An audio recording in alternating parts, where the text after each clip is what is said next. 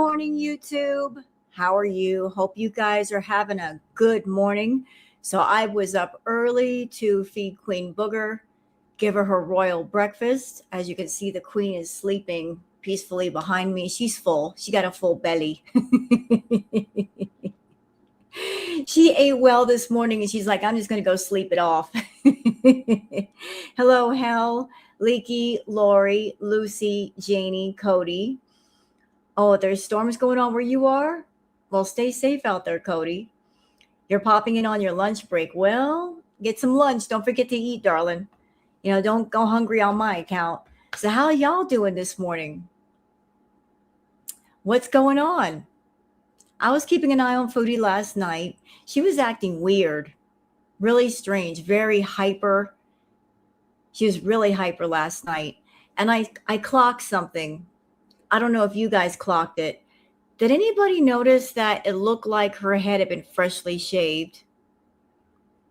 Because before, when she had on her hijab, her hair would be poking through.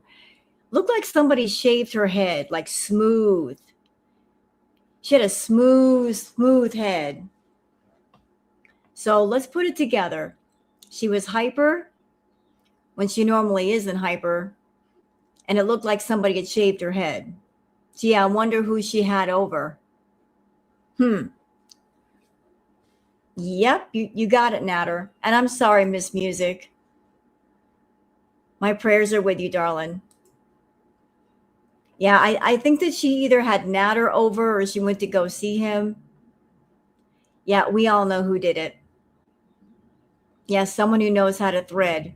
Well, Natter does know how to thread, and since Foodie doesn't have a whole lot of hair, he had his work cut out for him. I know, Mackenzie. A lot of us do that. I mean, you guys, I told you, when Foodie comes online anymore, I put on Stardew Valley or something. I have to multitask. Otherwise, I'll fall asleep to her. Oh, you're in Kentucky. We're in the basement at 2 a.m. with our dogs. Oh, I'm sorry. I'll pray for you, love. Hey, Rudolph. I wonder if she rented a car with a refund from the trip. I believe she's going to. She has been talking about her birthday, and she said that she wanted to do something special for her birthday. And Foodie is not one to say, hey, it's my birthday. I'm going to stay home and just chill by myself, which there's no shame in doing that. So I think she's got something planned for her birthday. Like she doesn't want to be alone on her birthday. There's something she doesn't do. So we do have some Twitter stuff to go over. Not a whole lot of stuff. I mean, I try to gather up a lot of stuff for Twitter peeps before I do them. And due to the fact that Foodie's lives have been boring, you can tell when they're boring because Twitter doesn't light up like a Christmas tree. Hey, Brooke. When she's interesting, I got to struggle to keep up with gathering all the tweets. When she's boring, there's hardly anything. And lately, her lives have been about poo content. Talking about diarrhea. Oh, I have diarrhea because of the Ozempic and blah, blah, blah. Like, nobody cares anymore. No one cares. So, yeah, I gathered up what I could. Stardew Valley yarn? There's actually Stardew Valley yarn? I did not know this. That is awesome. Where did you get it? It's based on my in-game bachelor. Which one did you choose as your chosen? I chose Elliot. Don't judge me. I always choose Elliot. Hey, Trinka. Like I'm married to Elliot in game, and all of my farms, I'm married to Elliot because he's a poet. Don't judge me. Hey, Trinka. So yeah, we've got some stuff to go over. I've also gathered together a lot of fun stuff because I want you guys to have something positive to focus on today. Some stuff to make you smile. I like to find stuff to make you guys smile. So there's a lot of stuff to make you smile mixed in with the Twitter peeps. There's animal stuff. There's, all stuff for gardeners. Those of you that have gardens, you might want to pay attention. Yelly says, Rose. By the way, chat. By the way, did y'all know that some of the Beezers gave themselves away? So Chantal was doing a live stream, and one of them mentioned Rufus the Bull. Oh, one of the reactors was talking about Rufus the Bull. Beezers, are you all up in here? Are you watching me? And you're talking about what I'm doing over here to Chantal. Because I don't know of any other reactor that has been covering Rufus the Bull except me. You're over here spying for Chantal, ain't you? Yes, you are. You're coming over here and you're like talking about stuff that I talk about over here. So what a coinkydink. I do a live stream and I feature Rufus the Bull. And then the Beezers start talking about Rufus the Bull. They can't stay away. Exactly, Teardrop.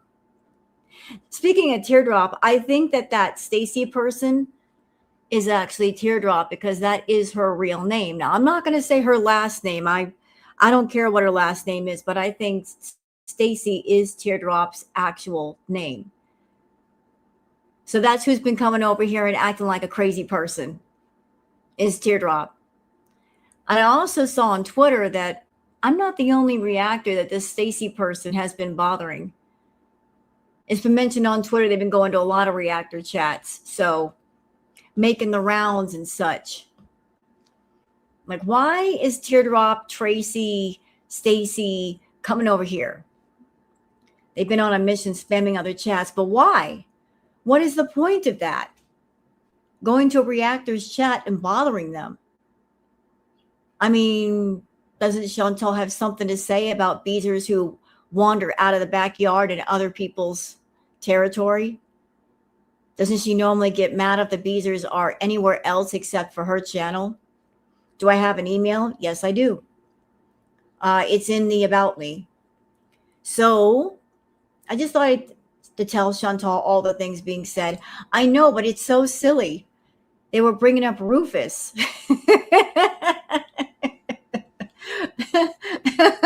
I mean, Rufus is a character. He's a 3,000-pound red Hereford bull, and he's amazing. Speaking of Rufus, would you guys like to see the cow version of Twitter? Like how cows do Twitter without being online? Since we're talking about Rufus, I want to show you guys a Twitter cow edition featuring Rufus and his family. Y'all want to see how cows do Twitter?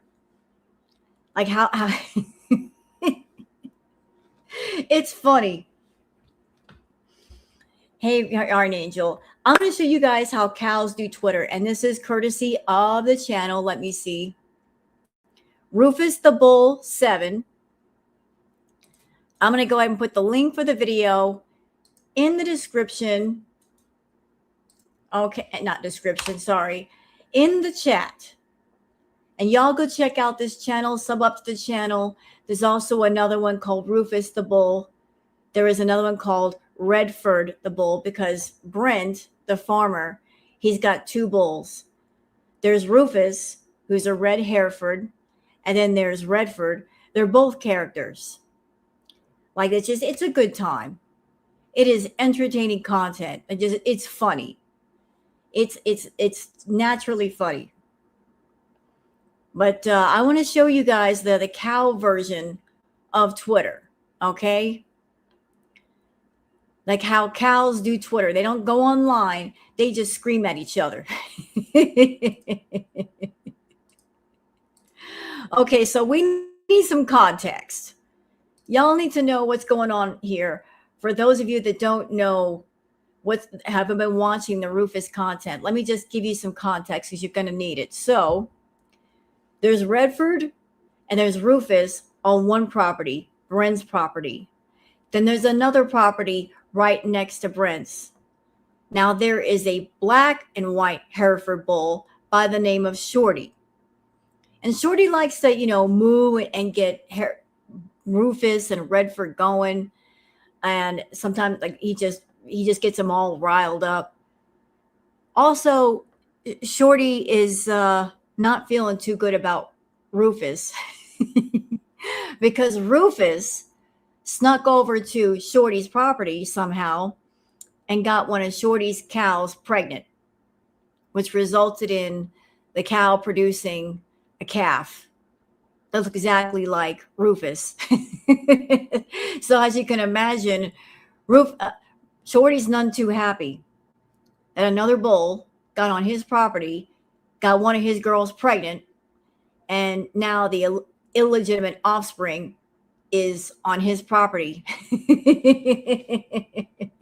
So I guess that's the beef between Shorty and Rufus Redford and Rufus's family.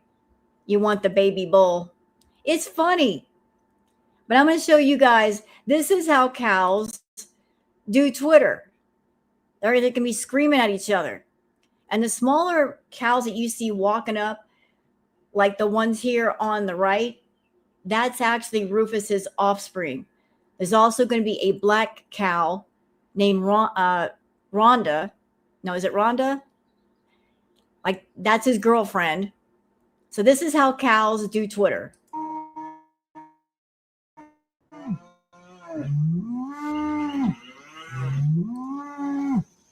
Shorty.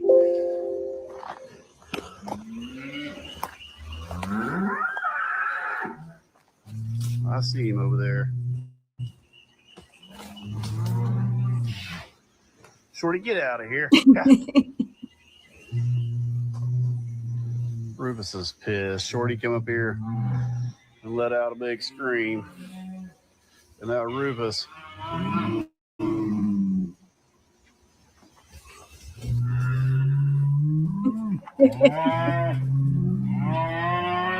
Guys, we're not doing this today. Stop it.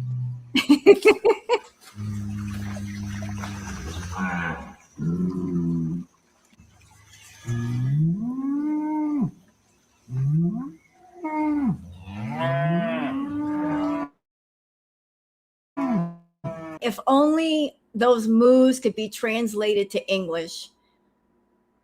If only we could translate that to English, it would be doggone funny. You know, Rufus would probably be saying, your mother was on a milk carton.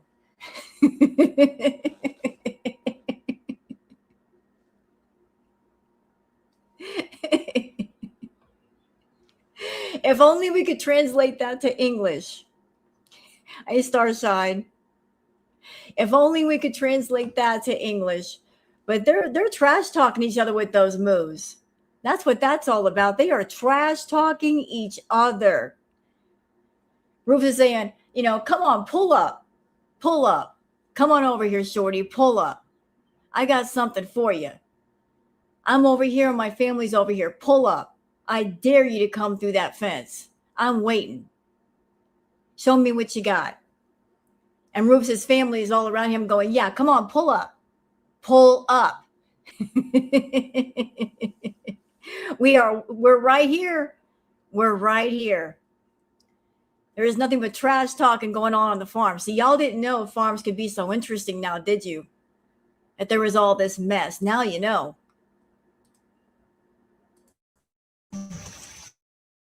Shorty. Go on. Everybody is pissed off.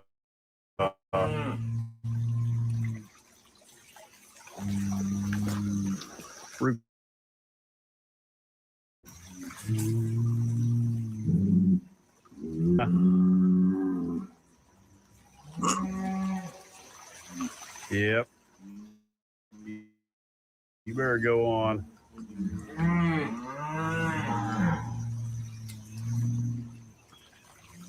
Everybody's mad.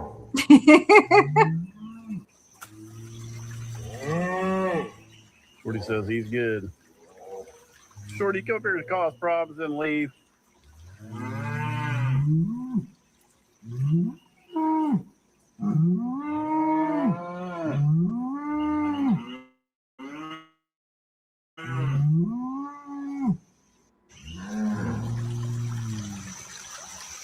Yeah.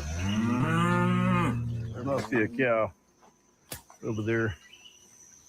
Y'all come down here just be nosy. Listen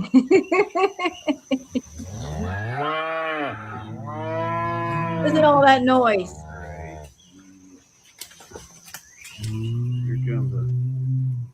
Here comes a red heifer out of a black bull. And that is the calf produced by Rufus and one of Shorty's cows. Can you see now why Shorty is mad?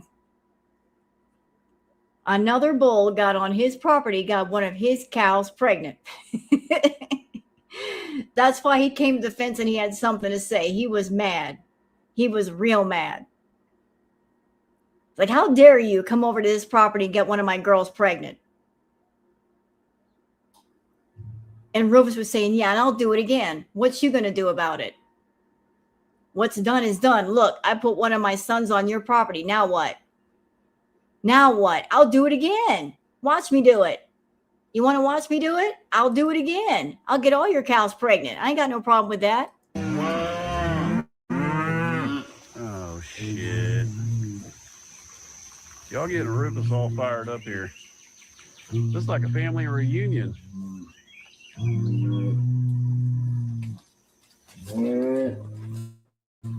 Oh, Lord. And that right there is the love child. That's a sire of Rufus. And he's over there on the other property. And Shorty has to look at him every day. Rufus done trolled Shorty. He's like, you have to look at my son every day. Every day. I told you not to moo at me from behind the fence. I told you. Do it again. Do it again. I see your girls looking at me. They like how I look. I'll go right back over there and do it again. Try me. Try me. You have a whole herd of my sires over there. It's a little bull. Yeah. And hold on. No. We're not doing that. We're not doing that. We're not playing no music that I can get slapped for. But that was the cow version of Twitter. What do y'all think? See, I told you guys, Rufus is a good time. Rufus, Redford, Rhonda, the whole crew. There's a whole family now. There's another cow that just had another sire from Rufus. Real pretty cow, too. It looks like Rufus, but it has Rhonda's ears. So y'all go sub up to all the channels that Brent has. You got Rufus the cow, Redford the cow. Y'all go look them all up.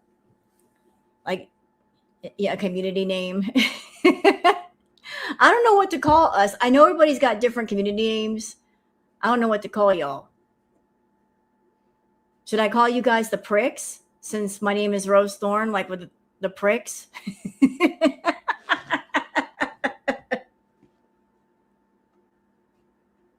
We're pricks over here. That's not nice, but it's funny. We're all a bunch of pricks. Hello, Havasu Mom. You're a prick. I can be a prick too. The petals. Yeah, petals is nice. We're all a bunch of petals. We're soft and gentle. Sometimes. Sometimes. But I just wanted to expose you guys to cow Twitter before we go to actual Twitter. Before we get into all the Twitter peeps, there's two in particular that I want to show you. And there's a reason why. So we're going to do it this way. Let's see. No, we don't want to go there. You're going to speak for yourself. I'm a sasshole, Shelly. I'm a sasshole. All right, so let's go back to this tweet. I showed this before, but let's go back to this tweet. There's a reason why I'm showing it. You'll know why in a second. So this is from Big Bertha Jean. This is Miss Amberlyn Reed. 2014 Amber versus 2026 Amber. You're a pothole. Yeah, what a difference.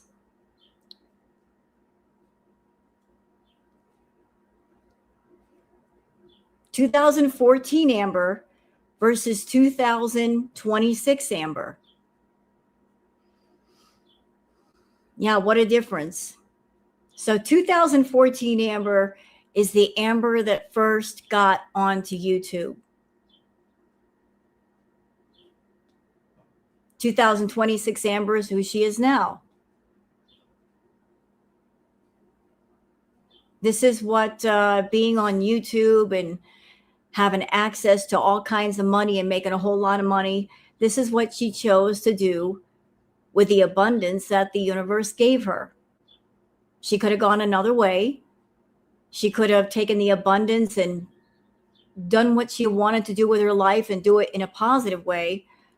But unfortunately, the universe handed her an abundance and she did not use it the right way. And this is the end result.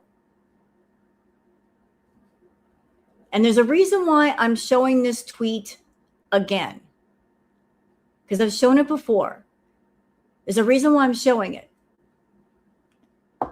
Because I would like to show you a tweet of Foodie, a very similar tweet. Okay, so keep that picture in your head of Amber. Keep it in your head. All right, let me just get out of here. Excuse me, y'all. Keep it in your head. Don't let it loose. All right.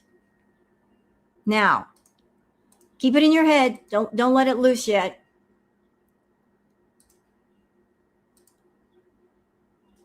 All right, Queen of Soredan says, if you remember her video from the war-torn Syria, she looks so skinty. Like, dang, Shantel, get a grip. So, this is Shantel. Keep that picture in your head.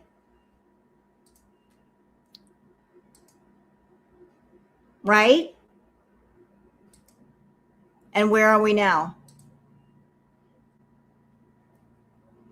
And where are we now?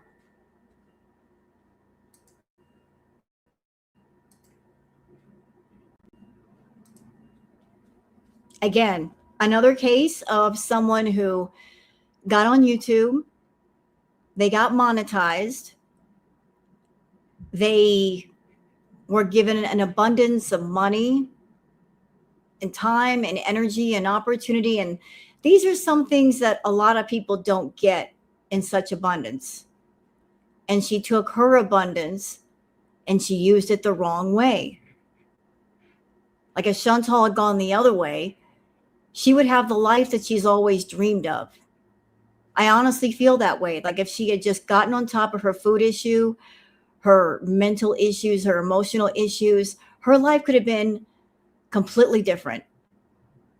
She could be that person. She would have near perfect health, traveling the world, doing vlogs saying, hi, I'm Foodie Beauty and we are in Spain. We're at a winery. And I'm going to show you the purpose of, I'm going to show you the whole process from vine to bottle. She could have had that life, y'all. She could have had it. Her and Amber, they have made thousands and thousands of dollars. And instead of benefiting oneself with the money, they have hurt themselves. I just want to show you the guys, the side by side of how the abundance they got on YouTube and social media changed them for the worse.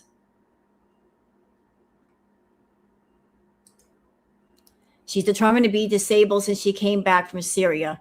Maybe she thinks if social media failed, she could have a disability check. Well, the thing about disability is that it's not an immediate thing. There are lots of people that apply for disability and they sometimes wait for years. Also, as I understand it, if you're on disability, your income is capped. If you want to keep the disability, there's only so much you can make. Also, because it is disability, they require a battery of tests. You know, they're not just going to hand you the money. So I just want to show you guys that stuff. But we're going to get into all the Twitter peeps. And why am I pressing that button? I'm going to get into all the official Twitter peeps. Oh, you know what? Before we get into that, hold on. Hold on. Before we get into the Twitter peeps, one more thing. One more thing of note. And this is courtesy of the channel Barbecue Chicken. And thank you, Barbecue Chicken. This was Shantel back in the Crackhead Olympics era.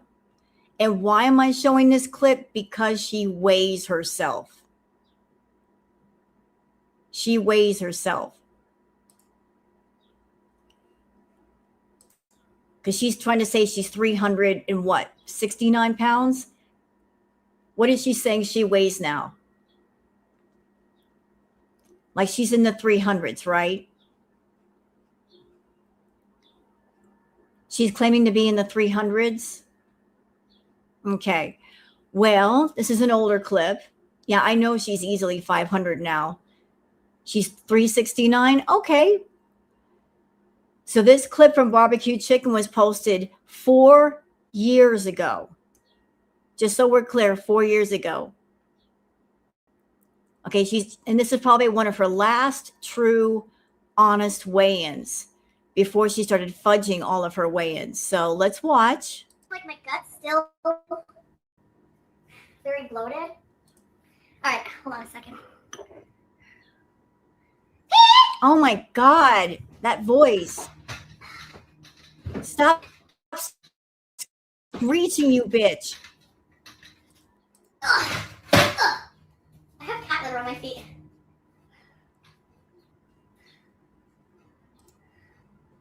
Body weight is 338.2 pounds. Body weight is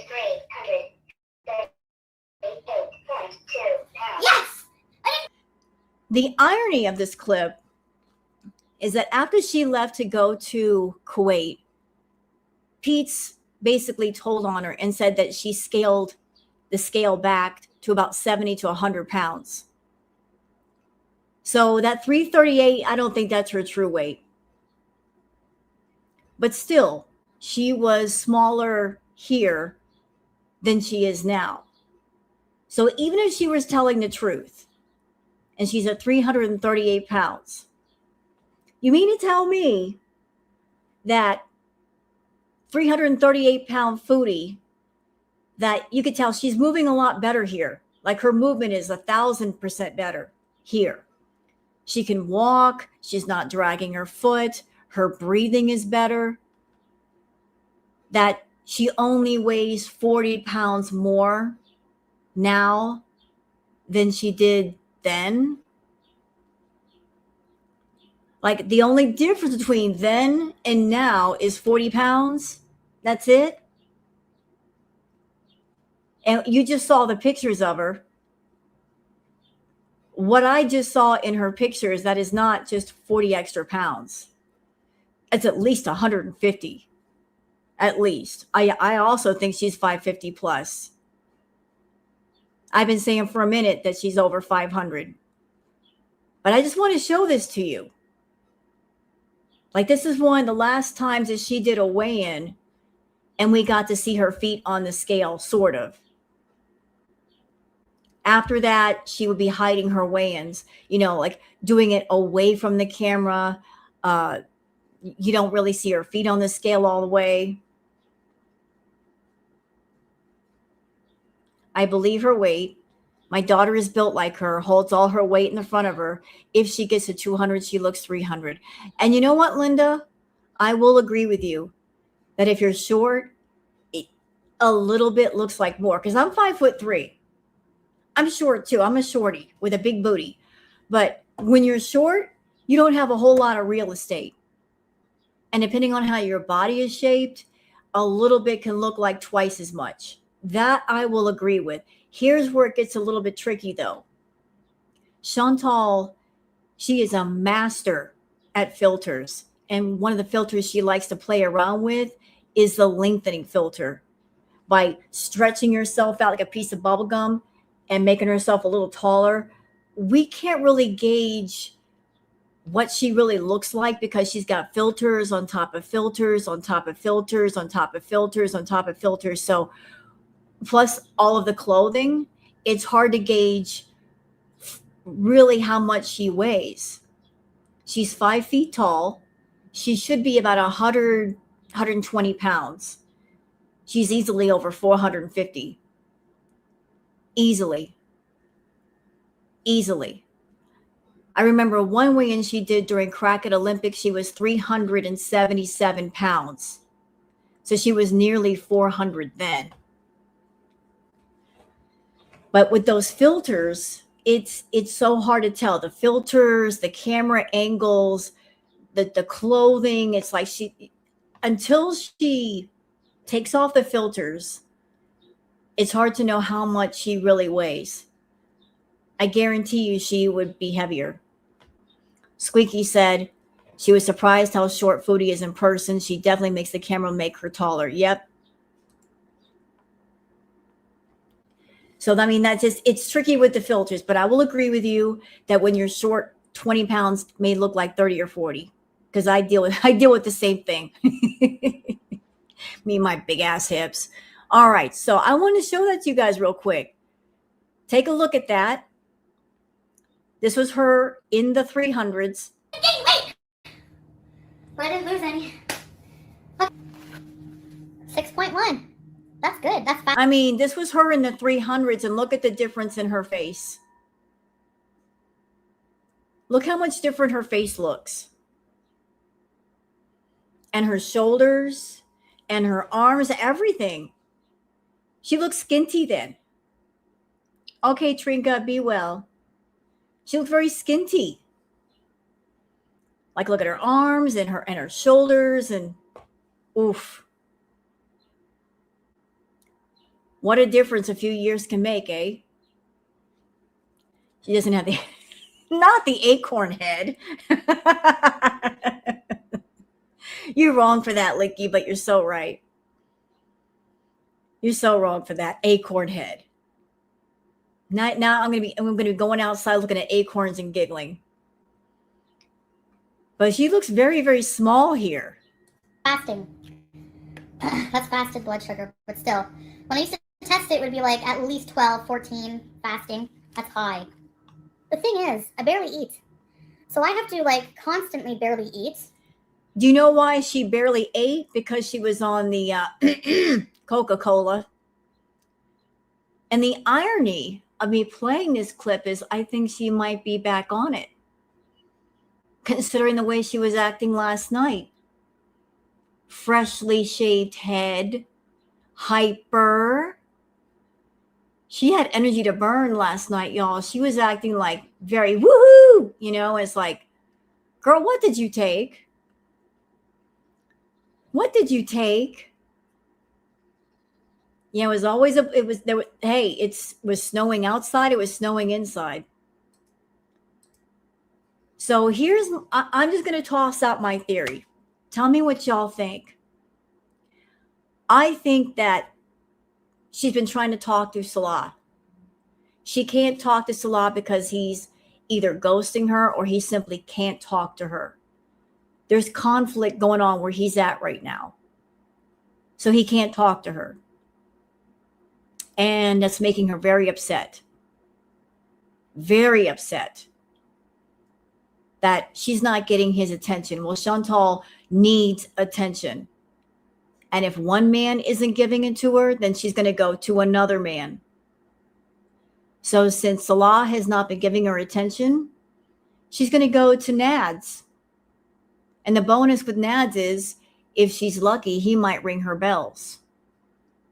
So she had some plane tickets, and I think she got herself a little refund, which means she would have money in pocket to get back into Club Natter for a short while, wouldn't she? I don't know how much money she got back, but Club Natter is very expensive. It's very exclusive, very few members, and you have to have money to get in. Well, the money for the tickets would qualify. So isn't it something? The timing of it all is she got a refund for those tickets and then all of a sudden she's hyper. Isn't it funny the timing of it? That she's talking about refunds for tickets and all of a sudden she shows up with a shaved head and hyper? Huh. Isn't that weird, chat? Isn't that very strange? So very strange. Plus, her birthday's coming up. Shantel is not going to be alone on her birthday. She wants to be with somebody. She wants to do something, which is normal. We all want to do stuff on our birthdays, but Shantel, she just can't be alone. She just can't be alone. So she might be planning to do something with you know who. In my opinion, she might do Snow because of the new wife. Her tactics didn't work, so she tries to fast slim herself with Snow. That's my thought. Well, she can't be treating her body like a cocktail glass. You can't be mixing up Ozempic, insulin, metformin, and Coca-Cola. That's just straight stupid. That's dangerous to mix all those medications inside of you and not expect some kind of side effects. She needs to stop mixing all that stuff up. She's already got bad organs on the inside. But I think that she's been talking to you know who. And as long as she's got money, he's going to take it. He's going to take it. So, keep going, Shantel. So that I don't gain weight back, because once you start adding calories, you're going to gain, right? I guess I just have to keep going with the pattern I'm going. Eat when I don't know. I feel like eating right now, actually. I do.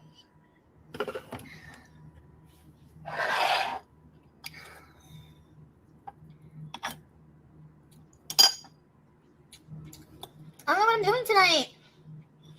I'm waiting to hear from a couple different people. I hate when people make me wait for stuff. Like, it drives me crazy. It's like waiting to hear back from people that I'm supposed to have plans with. Like, every single person is annoying. Does this sound familiar? Does all of this sound familiar? Isn't this the attitude that she's been putting out lately about Salah? Like, he can't talk to me. And then she did it recently. He's not talking to me. He's not giving me attention. Then she comes online and like lightly threatens to spill his dirt if he doesn't get in touch with her. Shantel, if you are nothing, you are a creature of habit. You got patterns of behavior, and anybody who watches you long enough can pick up on them. You're not as complicated as you think. I could read you like a book in my sleep. You're more simple than you know. But you don't give Shantel attention, then you're going to get some kind of punishment. And the punishment might be her blowing up your phone, going on her channel, reading you to filth. You know, but it's all about me. I don't care if there's a war going on where you are. I don't care if there's conflict. I don't care if you're scared over there with your family. That doesn't matter. You're not giving me attention. You should be giving me attention because I'm giving you money. I take priority. Screw the war. Pay attention to me. That's basically her attitude. I know there's missiles going off around you. I know it's quite scary. I know you're concerned for your family. Screw a bunch of that. Pick up the phone. Pick it up. That's her attitude. It's all about her. Isn't this the Snow era? Yes, it is. And guess what? We might be getting back into that because Snow is the only way that I've seen Shantel be able to lose weight. She tried Ozempic before. She got off of it because it made her nauseous and she couldn't eat. So she did the Snow and she did lose weight. And she would have lost more if she didn't have B moments while she was on the Snow. But yes, she did lose weight on the Snow. She lost about 50 to 70 pounds, but it cost her a whole lot of money. A whole lot of money. Like we're talking 3-4 grand for the snow. All right. So I'm gonna spend the night with you guys.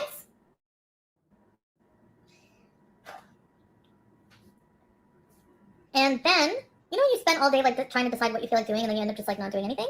That's what it is like today. So what we're gonna do is go to I have plans tomorrow morning-ish to go to the beach. Hi, Sandy. And have a good day tomorrow. So that's what I'll do. Yeah. I have to be way more careful. Like, if you think of everything that I told you guys, like if I was the other person involved in the story, I would be so livid about somebody coming on camera and just blurting out what I did with somebody and like intimate things, you know? And like just being like an asshole. Like, I really badmouthed No kidding. his ex-girlfriend. Like, I don't even know her. She's probably a really nice person. If she sees that, you know what I mean? Like, I just have to be more careful. Like, if I tell you guys things about what I'm doing, like things I say when I'm mad, you know, I have to watch. What is that on my mouth?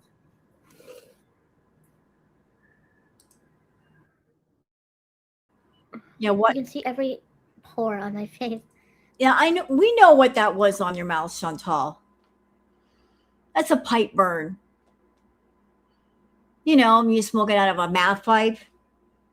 That's what that is. See? It's like a weird patch of skin color, like a mole, maybe on my lip. You know what? I'm choosing not to go out and get some D. I could if I want to. But you know what? Just so you know that. Just so you know that. I was kidding. Oh no. I don't want the D tonight. I can wait. Till This was tomorrow. 4 years ago. So I would like you guys' honest opinion. I'm going to take myself completely out of it. You're listening to her right now, and I'm sure you've heard her recently. Does she sound now like she's changed a lot from then? I'm taking myself out of it. I don't matter right now. What do you guys think? Does the Chantal from 4 years ago sound different than the Chantal of present day? Like the attitude and you guys tell me. Does she sound exactly the same? She sounds the same to me. Like 4 years ago, she was obsessed with men. She had no social life. She had no hobbies. She had no interest. She didn't want to go anywhere. She would get obsessed with a man, lock onto a man, and that man became her whole world. And she expected that man to be next to her, to be at her beck and call, to entertain her. That was then. And she's got the same attitude now. Yeah, and I agree, Danny. She's gotten worse. But it's like same shit, different day. Like I honestly have not seen much change in Chantal, except for in a couple of ways. The first way is obvious. She's gained a lot more weight since then. But even more disturbing is I think her mental state, I think her emotional state is much more, I want to say delicate, but that's not the word I'm looking for. Her mental and emotional state is much more unhinged. She's much more unhinged now than she was then. I think her emotional and mental state has gotten much worse. Much worse. I don't know what happened. I don't know what caused it, but it's gotten really, really, really bad. And how many of you saw Neo Tarot's reading on Foodie? Do you remember the part of the reading that Neo showed a card? It looks like somebody in bandages.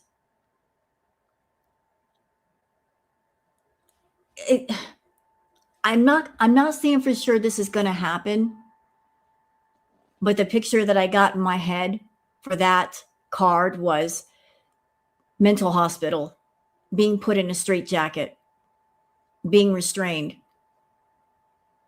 I'm not saying that will happen, but that part where Neo said a doctor is going to fix it. But it felt to me like somebody being put in a mental facility and being restrained. Like a doctor is going to fix it. And I think the key to fixing what's wrong with Foodie is she needs mental help, and she's not going to get it on her own.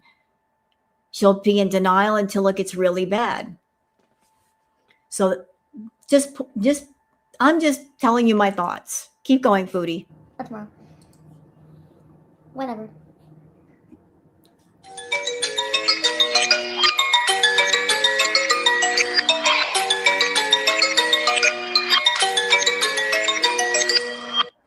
The thing is, like, to answer your question, La Chickadee, what if her family intervenes?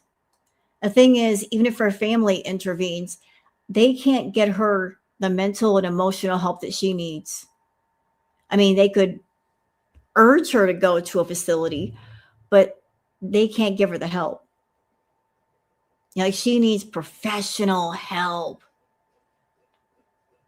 She needs professional help. Like specialized help. They can't do what needs to be done. Call her back.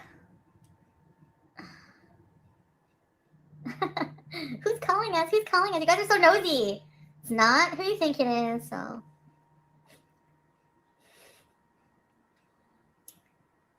I'm actually like drowsy. I think I'm gonna get off. I've been on for an hour, and then I'm gonna bees. Maybe Mario Kart bees. And just hang out, I guess, with Peeps. Maybe go for a walk. We'll see how I feel. Yes, guys, thank you so much for watching this live stream. I appreciate you hanging out with me as always. All 1,003 of you. Come back later, please. It is getting dark right now. But, I'll see you guys tomorrow, okay? Maybe tomorrow. I'm not sure what I'm doing tomorrow, but I will see you guys next time I can. Okay? Love you. So that was an older clip of Shantel. That was 4 years ago. This was during the time of Crackhead Olympics. I just want to show you guys that really quick because of her saying, I'm in the 300s. Maybe one of your legs is, but not all of you. So just keep in mind when she says, I'm 370 pounds. Sure. And now we can do the Twitter peeps. I promise you guys Twitter peeps. I got Twitter peeps, so let's get into it.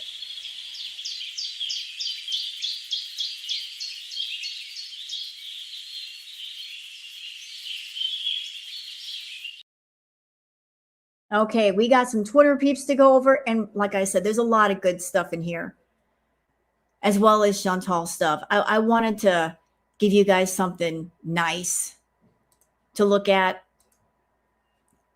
So we're going to get into the Twitter peeps. Maybe some of the stuff that I share will inspire you, make you happy. Let's see. Hold on. I got to go back to the beginning. All right. I'm sharing. All right. So for those of you that are on Twitter that you would like to follow me on Twitter, there's my handle, Wild Girl Sarah. And for those of you not on Twitter, that's why I bring you guys all the peeps. So you don't have to go on the Bird app. I'll do it for you. I sit and I collect stuff so you guys can keep up with all the girl world stuff. So y'all sit.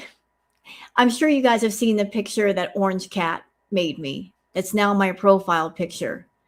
I sent Orange Cat an old picture of me and Boogers because I absolutely love the picture.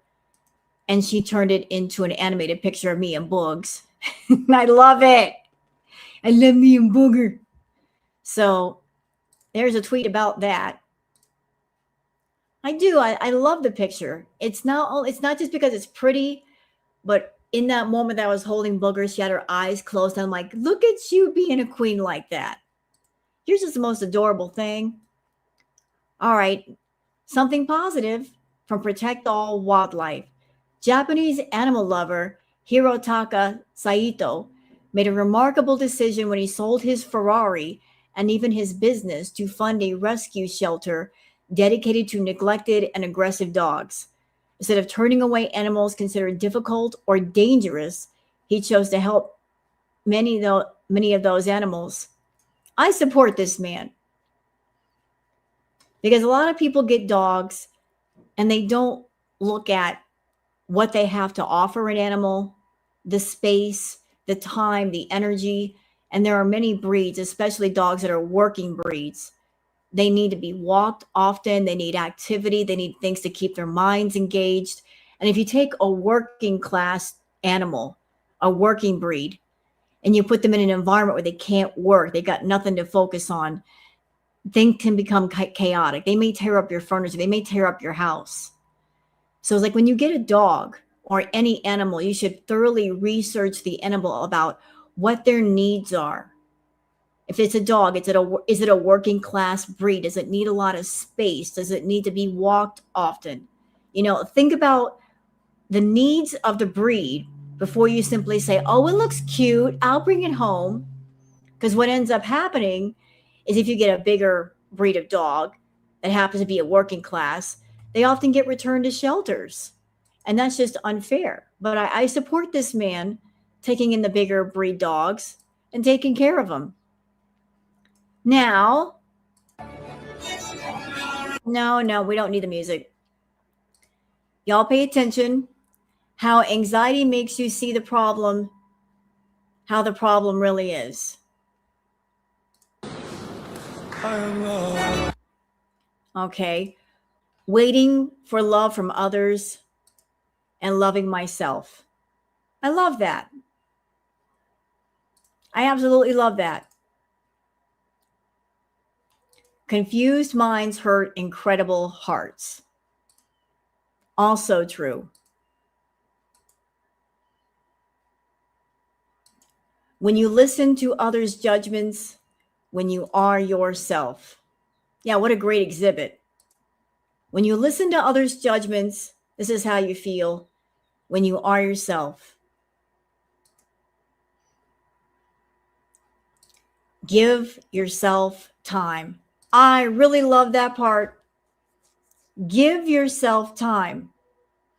Just because you don't see immediate growth doesn't mean it's not possible.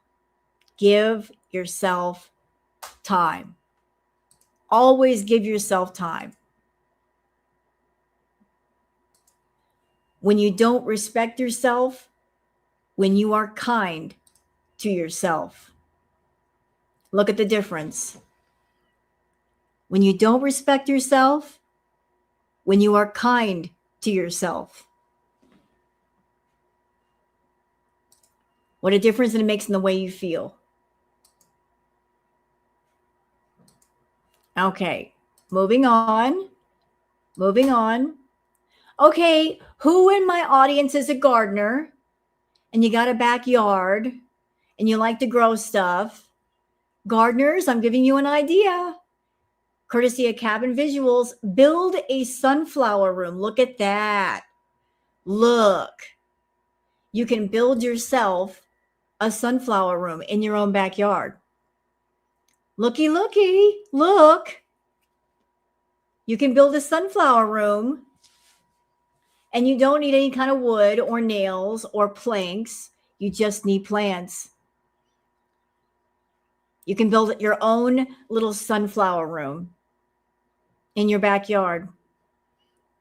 Looks like all you have to do is just plant a bunch of sunflower plants all in a circular pattern. And it makes an entire room of flowers. And you could put like a table and some chairs inside and have some tea.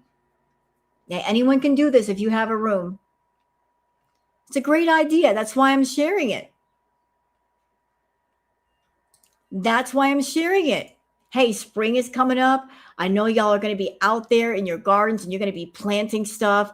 Here's some planting ideas, gardeners. Ugh. And back to Foodie. 10KD says buying Lush and mascara while looking like a damn Brillo pad. Not the Brillo pad. I mean, they're not wrong, but that was just brutal. That took me out. She'll buy Lush products, but she won't buy a $3 bar soap. I know, Enos, she'll never look at a Brillo pad the same way again, huh? She'll spend money on Lush products, but not a bar of soap. A bar of soap is like, what, $3? She'll spend, I don't know how much money on Lush products. I don't know how much they are because I don't buy them. But why not just buy some soap, girl? Just buy some soap. It makes such a difference. It really does. They got all kinds of nice soaps out there, moisturizing soaps, and they smell so good. Or maybe some body wash. But nope, we're going to go buy Lush products. Here's something heartwarming from Science Girl. When a lonely jaguar cub arrived at the sanctuary, he found a best friend in the most unlikely place. A tiny Jack Russell dog. Look at the dog. I don't know how that dog walks. That Jack Russell has got balls the size of watermelons. How does that dog walk? That you're a dog and a jaguar is your best friend. That jaguar can tear you to pieces in no time flat. And that Jack Russell said, I don't care. This is my friend. We're hanging out. Isn't that wild? That this little Jack Russell Terrier is like, psst, I don't know about this cat, but I'm the king of the jungle. I dare him to prove me wrong. But they love each other. Look at them. Look. They love each other. Aphids are bastards. I heard something. For all of you gardeners, I heard something. And this may seem kind of weird, but just follow me. I have heard that if you put bars of Irish Spring soap, not like around the plants, insects hate the smell. They absolutely hate the smell. You ain't got to like spray the plants with Irish Spring, but it's such a strong smell that it keeps a lot of insects away. Just something for you gardeners. I'm like, let me just check that out. Yeah, really. Hold on. Irish. I'm going to verify my information.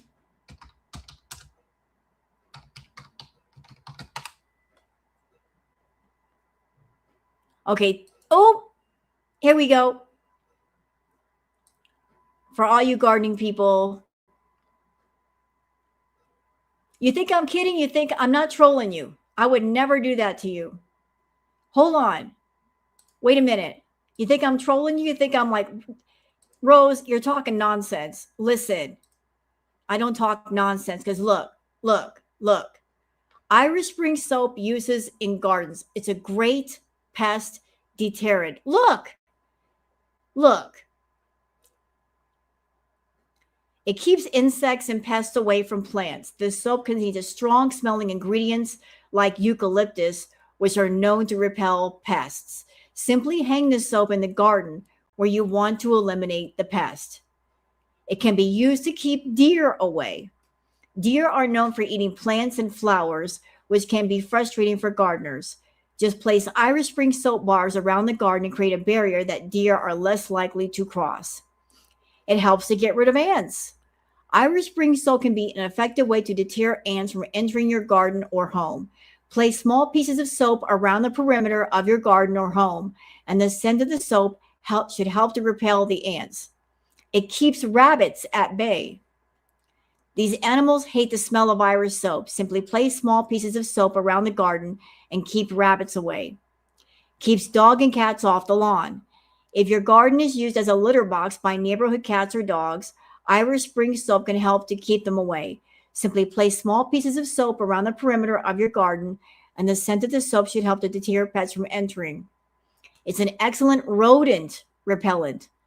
The soap can effectively keep rodents such as mice and rats away from your garden. The strong scent of the soap can help mask the smell of food and deter rodents from eating your plants. And again, you got to put the pieces of soap around your garden. Oh, and it also makes your garden tools shine. It's a great birdhouse cleaner. The strong scent can help repel pests like ants and keep the birdhouse clean and fresh. And it's a good flea killer. It's a great cleaning agent after gardening. So you thought I was talking bullshit, huh? You thought I was talking bullshit. See? I heard that long ago, and I thought that I would just pass that along to all you people that garden. So let's move on. Massimo says cats can sense illness earlier than humans. They can detect sickness and even emotional imbalance because they pick up subtle energy shifts long before we notice them. So if you have an animal and they're all over you, they're like wanting to sit on your chest or curl up next to you, maybe because they're picking up on the way you feel or that there's something wrong. And maybe you don't know at the moment that there's something wrong. So something interesting about cats. Okay, and I showed that tweet. Here's something beautiful. Nature and music. A bear forced to live in appalling conditions in a tiny cage at a honey farm for years. It is rescued. And while playing in a pool at the sanctuary, it realizes that it's truly free. So y'all want to see what freedom sounds like or looks like? This is what freedom looks like. A bear that never had freedom is experiencing freedom. This is how happiness, freedom can make you feel.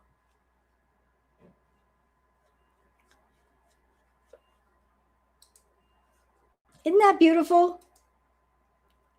The bear's like, I'm so happy. Ron says, Fruity's brain. I have diarrhea on a good day, but let's eat mall shawarma while on day 3 of Ozempic before I take public transport and a mini scooter home. That's brilliant. Okay, you guys want to see the summary of her last live? Look how short it is, courtesy of Rubber Crazy Troll Band. Foodie's boring live summary. Oh, she spent $185 on Lush products, ate when she's supposed to be fasting, uncontrollable diarrhea and diabetes, not focused on chat 90% of the time, Salah doing the bare minimum to string her along. She left claiming she has stuff to do. Look how short that recap is. Now y'all get it why I'm not going over the live? Why I'm doing the Twitter peeps? What is there to talk about? She talks about her bowel movements and she complains about her diarrhea at the same time she eats fast food. Boring. Boring. Oh, and this happened too. 10KD says, does her bed have a dent in it? Look. How did you do that, Foodie? How does your bed have a dent in it? Broke Bed Mountain. Broke Bed Mountain. How did you put a dent in your bed? And I bet he does look filthy. How did you put a dent in your bed? She needs to turn it. You know, it all depends on the mattress, Starshine. It may not be like a spring mattress. I don't know if it's foam or if it's regular mattress.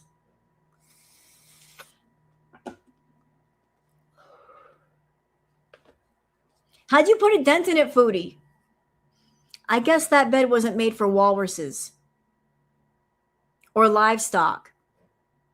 Maybe that's why it has a dent in it. It's not made for something really, really big. It looks like it's foam. And how do you put a dent in foam? How in the world do you put a dent in a foam mattress? How do you do that? It's on the edge. What's Foodie Beauty doing on the edge? I can take a guess. Can I take a guess? Y'all want to tell me? You want me to tell you what my guess is? I can tell you, you're not going to like hearing it. You're not going to like hearing it. You know what? I'm going to say it anyway. You guys go watch Goose Chuck. No, I don't think it's the CPAP. I don't think it's the CPAP. The CPAP's not going to do that. Okay. Now, don't yell at me. It's just a guess. I know you can see it. I think that when Foodie does her other content, that when she's streaming and she's in front of her laptop and she's got the light in front of her, that's where she sits.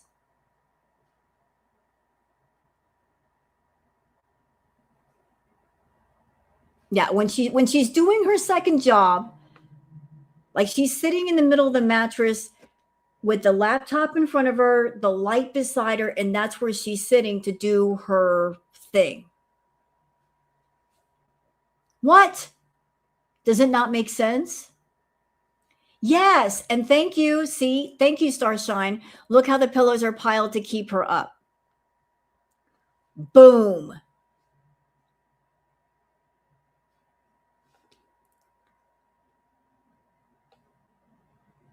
She got all that stuff, like so she could prop herself up. That's where she sits.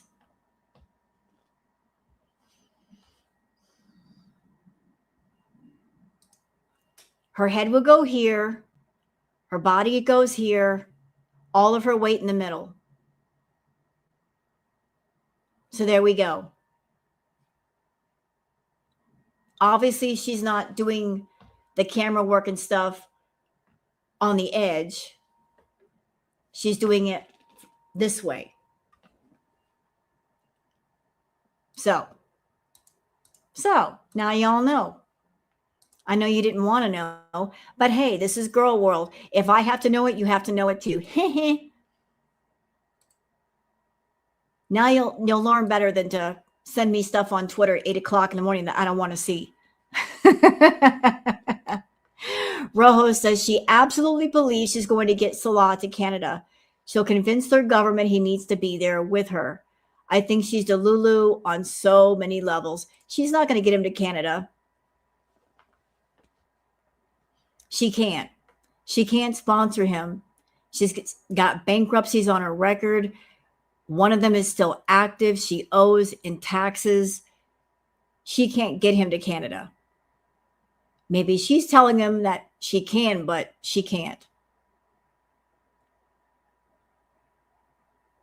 So that's it, and that's all. She can't prove that she can make enough income to support two people. And they do look at that. Chantal's abandoned scooter says, and she's making this even worse now by using a scooter to get around instead of even attempting to move and work her muscles. Ron says, look how bad her walking is. Her knees look like they're locked. Let's watch the clip. Okay, back it up, Chantal.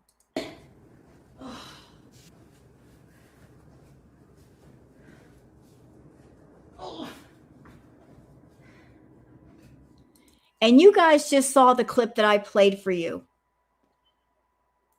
The one that I just finished playing for you, the one where she did her weigh-in. You saw how she looked. You saw how she moved. And look at the way she's moving now. And her legs do look stiff. So that's only a 40-pound difference. 40 pounds will do that to you.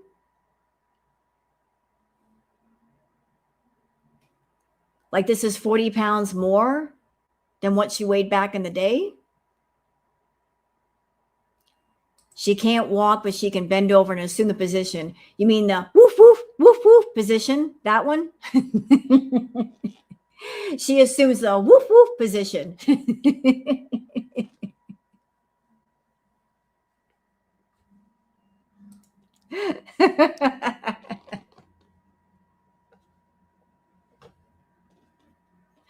Natter has her assume the woof woof position. I'm so awful. I'm sorry. No, I'm not.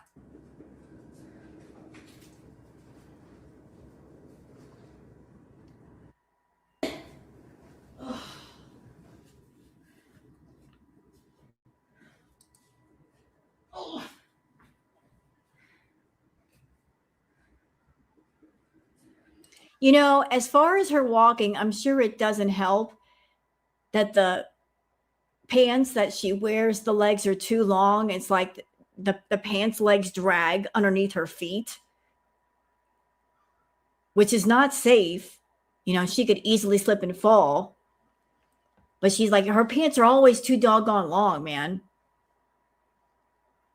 And I think that because Chantal is so big, that in order for her to support that extra weight in the middle, she kind of has to kind of walk or move and kind of lock her knees together to keep a steady balance, like a center balance.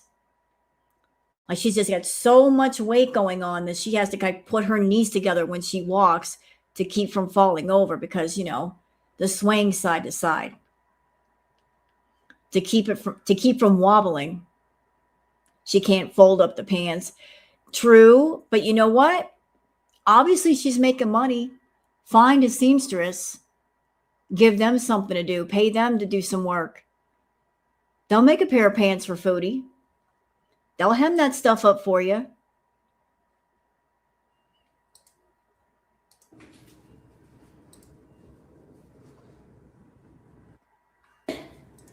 So what a difference a few years can make. Fondue Spiteful Beach says, Foodie Beauty watching Chantal eat through the jab shows that WLS would never work for her either. It's lovely to see her spend $500, and she didn't have on yet another failed weight loss attempt. Way to go. So, yeah, she's doing the Ozempic, and what are we doing? This is what we're doing. On Ozempic. Damn, Foodie. That last picture, holy moly, macaroni and cheese. That looks like it hurts. I'm not being sarcastic. I mean, I'm little too. I'm short. My highest weight was 150. And even that 20, 30 extra pounds, it was painful. I don't know how Chantal does it. That amount of weight looks like it's painful to carry. I honestly don't know how she manages. It looks painful. It looks really painful. Abby something, Abby normal. It looks like it hurts.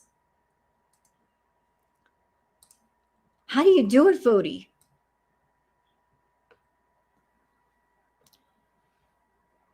The Tone Knob says, imagine being a DoorDash driver and having to deal with Foodie Beauty and her crappy tips.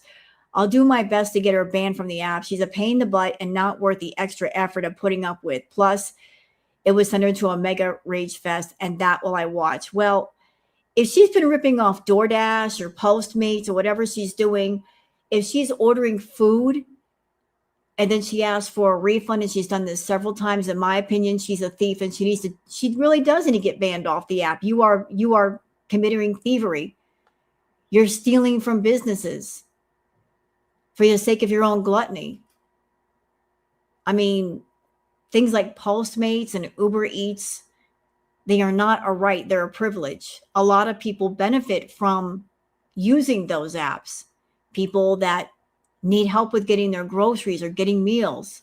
And then you have this idiot, Foodie Beauty, who is abusing the app. And if they're going to abuse it, then that privilege should be taken away from you. You shouldn't be using them. They're not for you. The Tone Knob says, all Foodie Beauty is talking about is how she almost threw up twice, and her bowel movements and her garbage can for some reason. and she's still obsessing over food, but says she hasn't been thinking about food all day. You can't make this crap up. She's full on insane. So this is from her live last night, like this picture where she had on the hoodie. But I'm sorry, y'all. I was waiting for something interesting to happen. Nothing ever did. That's why I'm not reacting to it. It's just like, what are we talking about? All she does is talk about going to the bathroom.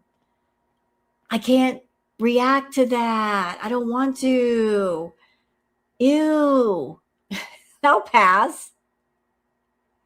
Yeah, I know. I know, Terrell, and it's sick. Her doing the baby voice, her looking like a little kid. Yeah, I know it's for her special audience. I know who she's catering to, and it's disgusting. It's disgusting. You guys know my thoughts on it already. The Tone Knob says the Foodie Beauty is wandering around her apartment saying random stuff like this is a Wendy's and showing off her toilet and saying her fupa rests on the bowl when she poops. Oh my God, what? Why the F do we need to know this? None of this is valuable information, just random stuff. She's high. Yep, she was high last night. And she was hyper. She was really hyper. Stacy, I banned you off of one account and you come back in. Who is obsessed with who? So, Stacy, are you Teardrop? I think you're Teardrop. Stacy, why are you going around the other reaction channels and bothering them? I'm an old prune. You're right. I am. I am an old prune. I am so wrinkled. I'm so wrinkled, Stacy. I'm terrible. But you must like prunes because you're here. So are you a prune fan? Are you a fan of prunes? Is that why you're here? Like you have a passion for prunes? I mean, tell us about your passion for prunes. Pick on someone your own size. Oh, well, there's nobody here.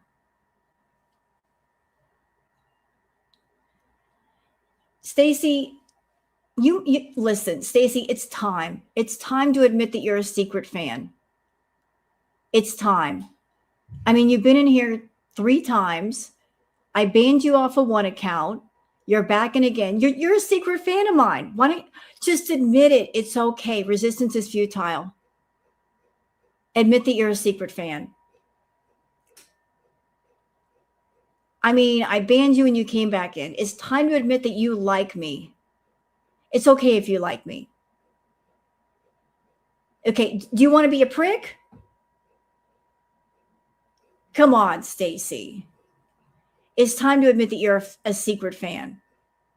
Stop fighting it. Stop fighting it. You got a life outside of YouTube, but you need a new job. Oh, are you talking about the job that you talked about before? The one that you said that you had a business appointment at midnight?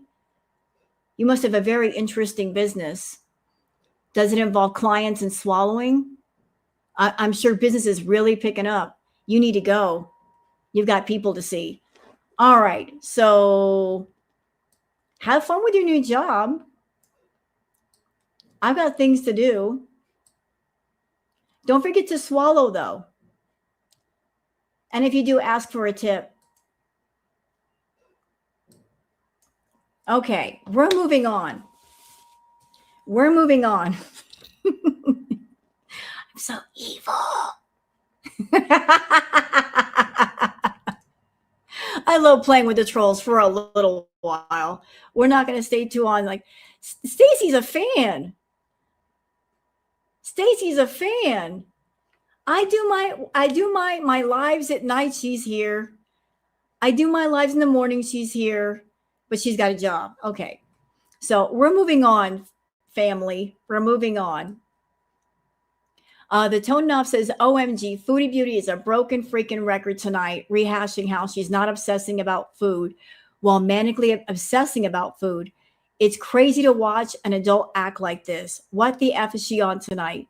Because she's acting super weird and yapping nonstop. Hyper. She's hyper. She's hyper. Thank you, Bigfoot. Thank you. Thank you. I'll be here all week. Thank you. Don't forget to tip your waitresses and bartender on your way out. They appreciate your business. Okay, but yeah, she was hyper last night and freshly shaved, our girl. Somebody shaved her real well. That's what makes me think the Nads is around again. Everybody hates Nadia says, just popped into Chantal's live. Is the hijabi era over? I hope so. I hope so. It doesn't make any sense to continue it. She's never going to see him again. He's never going to see her again. What is the point of continuing this? She shaved where? Her head. Her head looked freshly shaved, roasted. Looked like somebody shaved all of her head. And Chantal has trouble doing that herself. I think somebody gave her some help. I think she had some assistance of some kind. The Tone Knob says, that's it. I'm out. Foodie Beauty is going on nonstop about her diarrhea. And that's my cue to exit for the night. We get it. You constantly have the poops. Now move along. There's nothing to see here. Thank God we didn't have to hear the explosion this time. It was real. Real bad. So we've got some more screenshots from the live. Just by the pictures, I can tell it was boring. You have starfish and freshly shaved. Yep. Tat Von B. Hey, Tat says, look at the filthy floor. Not only that she walks around barefoot and most likely goes to bed with filthy feet. How in the F can she do that? Well, this is Foodie we're talking about. Filthy feet is nothing to her. This is nothing for Foodie. Oof. Looking rough. Oh my God. Wow. That picture right there. Foodie. You look very uncomfortable.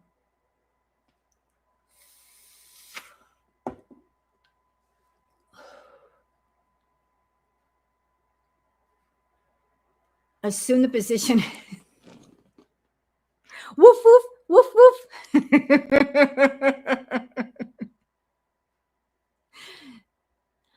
I'm sorry. The saying that's coming to my mind for that picture is she literally looks like a beanbag with a head poking out. She looks like a beanbag with a head attached. That looks terrible. That looks so painful. The Tone Knob says, oh, F me. I just woke up and Foodie Beauty is live already. I think she just tried to eat soap. And she spent a bunch of money on crap she doesn't need. I think she's high because she's doing things twice. Like she can't recall them doing already. That's her biting the soap. So for those that missed it, Foodie bought some soap from Lush, and she decided to take a bite of the soap. Like she was tasting the soap. I don't recommend eating soap. I don't know what ingredients are in the soap, but I'm sure it doesn't taste good.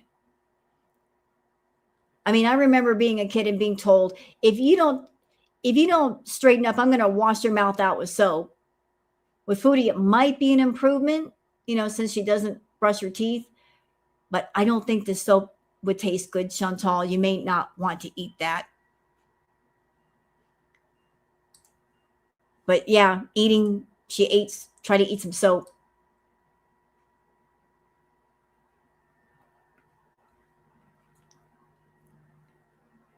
Okay. What else we got here? Jasmine B says, Foodie Beauty says, if you're fat, you get bullied in school. Beach, I was stick thin and got called plenty of names, including refugee. Oh my God, I'm so sorry, Jasmine. Adults would tell me I need to eat more. STFU with your pity me crap. It's life. Learn to deal with it. Yeah, Foodie. Maybe you did get bullied in school for being overweight. Guess what? Even people that are stick thin get bullied too. There are lots of people that get bullied.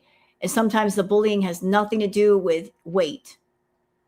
It could be about anything. It could be about the clothes you're wearing. It could be about you wearing glasses. I was bullied all through school. Horribly. I got picked on and I was small. I got called horrible names from kindergarten up until high school. So it's not exclusively about weight. There are just some evil, mean, nasty kids in school. Nasty. And they're vicious little bastards. So like, it's being overweight does not mean if you're thin, the thin kids don't get bullied. Yes, they do. Up your hands if you were bullied in school. I got both mine up. I was.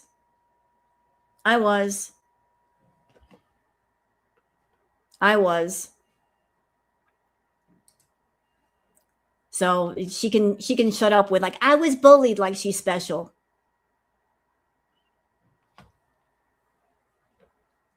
Bad Seed says, Foodie Beauty, I completely agree. The only time Shantel washes that undercarriage is when it's about to go to Pound Town. I just ate. Kelly says, Foodie Beauty was texting on her phone a lot today, and she went to get Lush and some mascara. She only streamed for a little while and said she had to go get some things to do. I don't know with who or what she's doing, but I think she might be meeting up with someone tonight. So let's see. Again, let's reference her patterns of behavior from her past. I'm sorry, Crystal. I'm sure your eyes are beautiful. But let's review. Let's go back. Let's put all the parts of the piece of the puzzle together. Yeah, Sippy. Agreed, Sippy. It's before her birthday. It's before her birthday. It's before her birthday, y'all. Okay.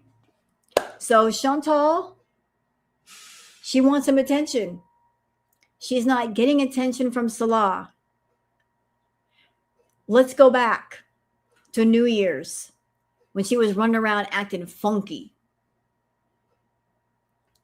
She was excited, acting like the old school Foodie that we all know and love.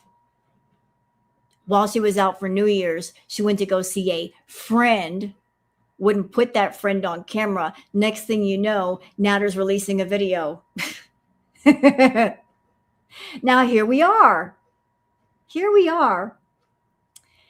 And she's getting a bunch of Lush products. And her head is freshly shaved and she's hyper. That's feeling like Crackhead Olympics. It feels like, and Foodie has multiple addictions, y'all. And there is such a thing as addiction transfer. So she's got an addiction for attention and for men. And if she can't get her fix from one man, she'll transfer it all to another man. So if you're not getting attention from one man, you're going to focus on another man. Because nature hates a vacuum, doesn't it? Nature hates a vacuum. What does that mean? What it means is if the space is filled up with something and you take it away, you have to fill it with something else. Because otherwise you're like, what do I do now? So she takes away Salah. Someone else has to take his place. And who do we know that she knows that will love to take her money? and that she's still obsessed with. Natter. So yeah, she's been on her phone a lot, getting her Lush products. She's also been talking about wigs lately. So what does that feel like, chat? You tell me. Miss Morris reads, and Rojo say, my sister is in the medical field, and she says Chantal maxing out the insulin dose and chasing it with Ozempic is a dead end, literally. She'll feel hungry, but the highs and lows with her blood glucose will not go well. She focuses on the immediate numbers too much and not on her average. Yeah, I would imagine insulin, Ozempic, metformin, all of that mixing together, and that can't be good. That has to be dangerous. That can't be good at all. Well, shoot, I didn't mean to do that. That was my bad. I'm sorry. I lost my place and I'm just a big stupid idiot for doing it. Hold on. We're getting there. We're getting there. We're getting there. Come on, hurry up. Oh, here we go. Now, y'all lean in. This might be of interest to you. And thank you, Bad Seed, for posting this. People who use Coca-Cola may purse their lips as a symptom of a movement disorder called, God, I hate big words, bucolingual dyskinesia. This disorder is characterized by involuntary, repetitive movements involving the mouth, lips, and tongue, and is sometimes referred to as crack dancing or buca torcida, twisted mouth.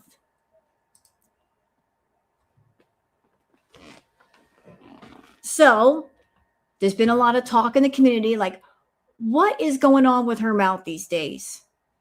Why does she keep curling her lip under? Like, people have been talking about it, and at first I didn't notice it. And I'm like, what is going on? So, buckling wall dyskinesia, is that how you say it? That's why I hate big words. Like Scrabble words. I hate them. They're too long. Shorten them. Flocka. I don't have to Google Flocka. I know what Flocka is. I don't think we're looking at Flocka. I've seen the effects of Flocka. It's crazy. I've seen the Flocka videos on YouTube. They're scary. If she got medicine for ADD, it would also do that, would it? I mean, again, I wouldn't know. I don't take that medication. But I just thought you guys should see this. Again, I don't know what's going on with Foodie.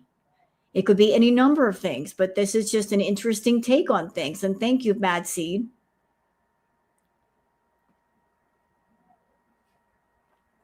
This right here, and this is for the people in the front, the middle, and the back, the ones that are watching in the back and acting like they're not here. Beezers. Rojo says, people that feed Foodie Beauty are ultimately the ones that lost her YouTube channel. So F off with the critics, trigger her. Feedies are giving her rug of choice, sick hypocrites. Yeah. Those that are in her chat that are yelling and screaming about the reaction channels and the clip channels saying that we're the haters. That part. The ones that swear that the reaction channels and girl world that we are evil. And then there are those in Foodie's chat knowing that she's got an addiction to food. And y'all over there talking about food to a food addict. She thinks about food all the time. She doesn't need help thinking about food, and she doesn't need help with eating either. Those of you triggering her on purpose, because food is your entertainment. It is your fetish. Those of you that swear that you care about her, and yet you're helping her to get more sick. You're enabling her. You're funding her. Don't come over here and say how much of a hater I am. or anybody else is. I'm not encouraging an addict in their addiction, but some of you guys over there are.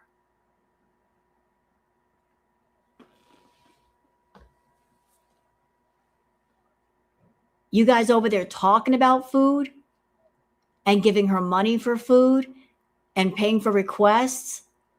You might as well just pick up a shovel and go to the nearest graveyard and start digging and wait for her, because that's basically what you're doing. We love you so much that we're going to help you get into the grave faster. That's what y'all are doing. As much as I don't like Foodie, I would not encourage her in her addiction, because I know how bad it can get. And she's pretty bad. It's pretty bad. You guys are loving her to death. Now this is an amazing idea from No Cats, No Life. I found an amazing tattoo artist. Y'all look. It's a kitty cat tattoo made with flowers. Look. Isn't that sweet?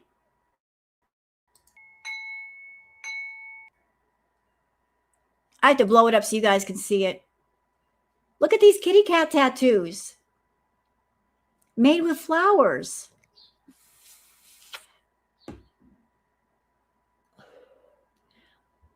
My only question, they're beautiful. They're really pretty. My only question with these tattoos is, would they stand the test of time? Because when you get a tattoo, over time, the colors can fade. And there's not a whole lot of color saturation going on here. They're really gorgeous, stunning. But just how long would they last before they start to fade out? That's my only question with something like that. They're really pretty, but with the color saturation, would they look the same in about a year to 2 years? Yeah, they wouldn't have to be touched up. I think so too, Sin. That doesn't look like a lot of color saturation. It looks like the colors would fade out within like a couple of years. They have to make them for you, Booger, on your arm. I would get a Booger tattoo. I would get a Booger tattoo. I've got like 5 tattoos. You guys didn't know that, did you? I do have tattoos. They're mostly small. I've got one bigger one on my lower back. But I've got smaller ones. They're all mostly old, but I've got tattoos. But that's why I'm questioning the color saturation on this one. Yeah, those are real light colors. But I would do that for Queen Booger. I would. Now, gardeners, pay attention, gardeners. Sweet thing. I love this idea. My daughter and I had a big strawberry patch before we moved a few years ago. Might be time to make a new one. So for those of you that have backyards, if you have a fence area, you can make your own little strawberry patch in the backyard. And all you need are gutters. Look, this gentleman is attaching gutters to the fence. He drilled holes in the bottom for drainage. He's adding some soil. And he can plant some strawberry seeds in there. And you could have your own strawberry patch right there in your backyard. And you could have strawberries all year round. Look at that. See, I'm inspiring you guys today. I'm giving you guys great ideas. So when the spring comes and you start planting things, you could do some awesome things in your backyard. Look at that. And it maximizes the space. You're not even using ground space. You're building up off the fence. And who knows, you might be able to grow herbs and stuff in there too. You could have like one fence for strawberries, one for herbs and spices, you know, like different pallets for different things. What a great idea, huh? And it keeps it off the ground where you might get rabbits or something biting at the fruit. So just consider that, gardeners. Aw, the internet remains undefeated, saying this is Tombili, a famous street cat from Istanbul known for his relaxed pose. After she passed away in 2016, a statue was made in her honor. So this is the cat. And I guess the cat was known for laying around very relaxed. So they made an entire statue for this cat, honoring the cat. I kill plastic. What do you mean you kill a cactus? It's plastic. Stop it. Stop it. You know what happens to Mom? Can I give you a recommendation for a plant that is impossible to kill? Mint. Mint and aloe. Those are two plants I know you can't kill. Aloe grows like crazy, and mint plants are stupid simple to grow.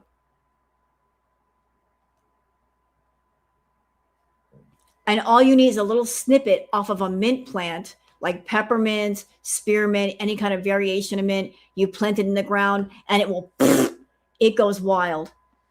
I once planted like a mint plant from a nursery. I took it and put it beneath there was like a outside spigot of my house, which dripped down water onto the ground. I planted the mint directly next to it because mint loves water. And that mint just went wild. It went absolutely freaking wild. It was all over the ground. But mint smells really good. It's stupid simple to grow. And you never have to replant it. And there's all kinds of variations of mint. I had every single variation that you could find. There's chocolate mint, there's orange mint, there's pineapple mint. If you go to a nursery, you might be able to find more than one species of mint, but mint is stupid simple to grow. You have to cut it. So those are two plants that you cannot mess up. Aloe plants and mint plants. And mint is a fly deterrent too. True, true. See, y'all didn't know I was into gardening, did you? And let's give a round of applause for Spain. Spain made it illegal to harm a single stray cat. In 2023, Spain passed one of the strongest animal welfare laws in Europe.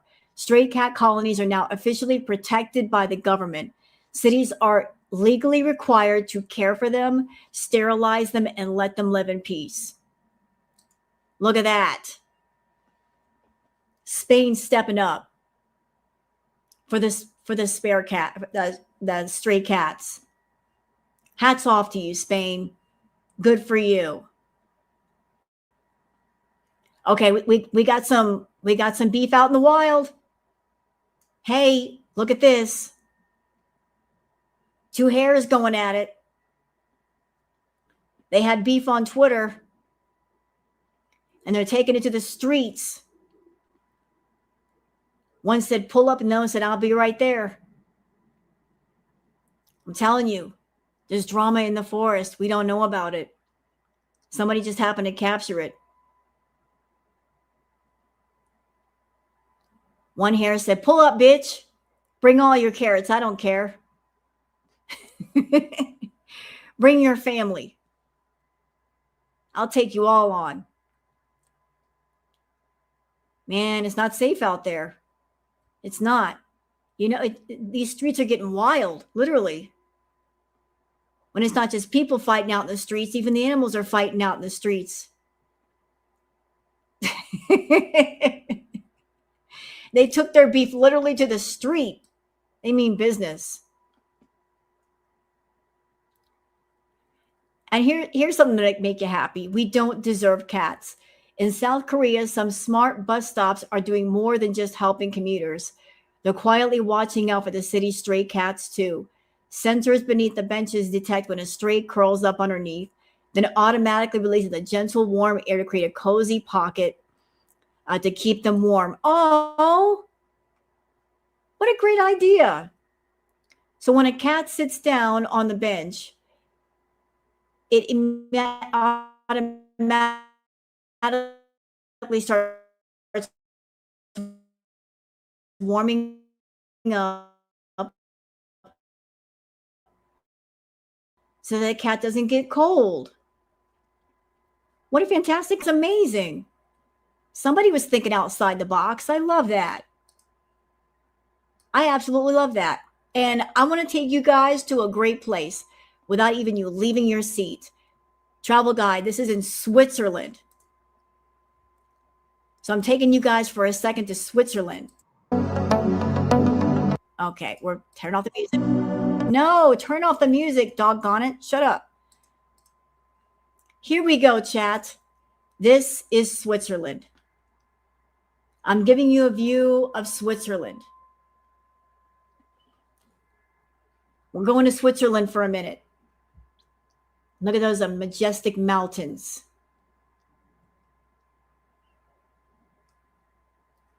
So if you want to go to Switzerland, this is what it would kind of look like.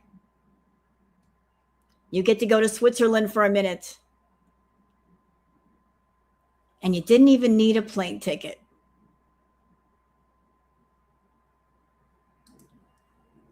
Okay, moving on. Science Girl says Fingal's Cave is a sea cave on the island of Staffa in the Inner Hebrides of Scotland. It is formed entirely from hexagonal jointed basalt columns within a Paleocene lava flow. I'm going to tell y'all the first thing I thought of when I saw this. I said, this looks like something out of Minecraft. This looks literally like something out of Minecraft. The first thing I thought of was Minecraft. If you've ever played Minecraft, then you know what I'm talking about. Like the caverns they show you in there, this is what they look like.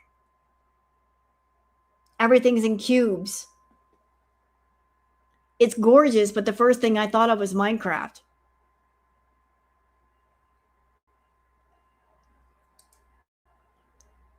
Okay, what else we got here?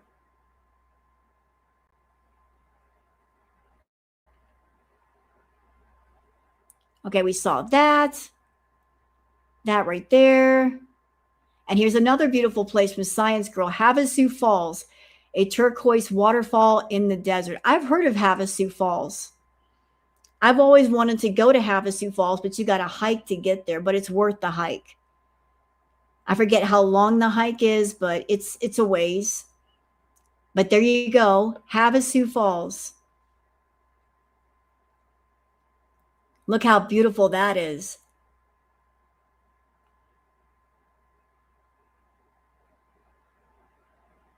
I would love to go see it. Maybe one day I will. I could hike there. Foodie couldn't. She gets stuck there in that tunnel right there. She wouldn't make it out of that tunnel. And all of you nature people, check this out. Somebody combining nature and crafting. They're crafting these out of plant parts, out of leaves. How stunning is this? Okay, we got to turn off the music. But look. These are crafted entirely out of plants and plant parts, out of leaves. Look.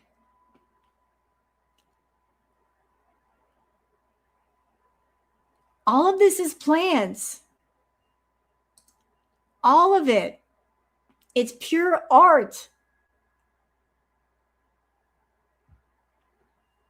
That's why I had to show it to you. I'm showing this to you not only because it's beautiful, but like if anybody out there, you're creative, you're artistic, I hope this inspires you. No, this is not AI. These are actual craftsmen crafting these beautiful dolls with plant parts. Havasu Falls is in the Grand Canyon.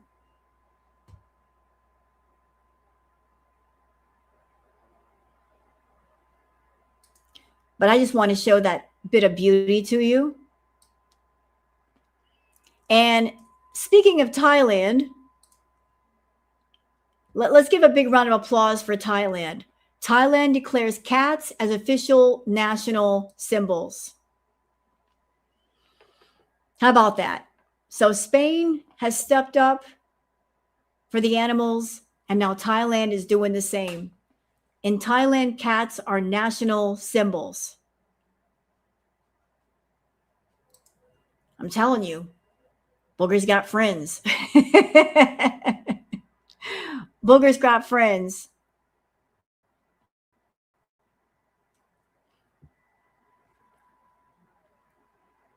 Okay. Jamie Canatella says, Foodie Beauty has completely let herself go. Compares Chantal from when she was in Syria with Salah 6 months ago to her just 1 month ago. She only gained 10 pounds. She has become practically immobile, eating, sleeping, and repeat. Her health has severely and steadily declined.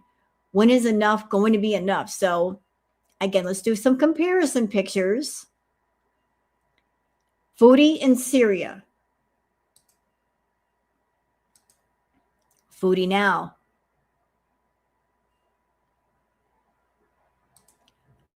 Foodie in Syria.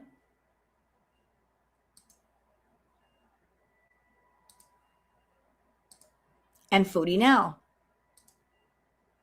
Hey, Claudia.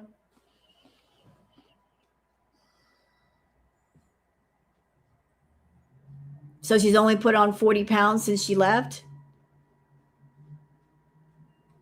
Let's do that again. Foodie in Syria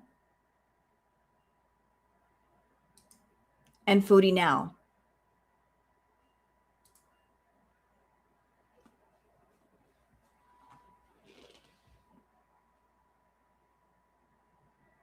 And to the person that came in here saying she's doing the best she can, if this is Foodie doing the best she can, she needs help. Not the kind of help where she just needs a caretaker to go get her food and drive her places. She needs other kinds of help. She needs help that extends beyond going to fetch errands. And she's got the money to get other kinds of help. Because, you know, from this to this, obviously things are not going well. They're not going well, and they're only getting worse.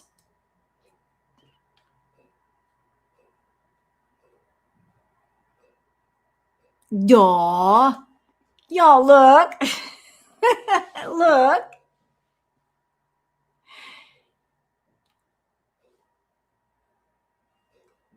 Look at the baby.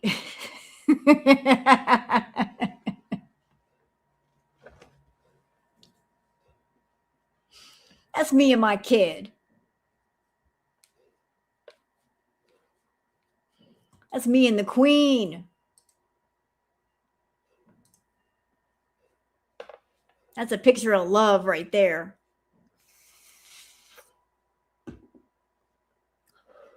Yes, Orange Cat is an artist. But that's me and the queen. She's well loved. Look at her. Booger. What are you doing? Hi. Hi. What are you doing? You had your royal breakfast and now you're just sleeping? You just want to sleep? You want to sleep? You little booger. Look what I put up with. Ow. Okay, so you know what? I think we're done with the Twitter peeps, but I got one more thing for y'all. Oh, wait. We got more. Oh, there is more. Sorry. Y'all, I've got to warm your heart up a little bit more for the day. Y'all, I want big applause in the chat for Holland. You hear me? We have got to give some applause for Holland because they had a great idea, and I support this idea, and I wish we did it here in the States. And here's what's up. A Dutch supermarket introduced slow checkouts for lonely elderly people who want someone to talk to. The move has proven so successful that they've installed the checkouts in 200 stores. They've also added a chat corner where locals could meet for a cup of coffee and a chat.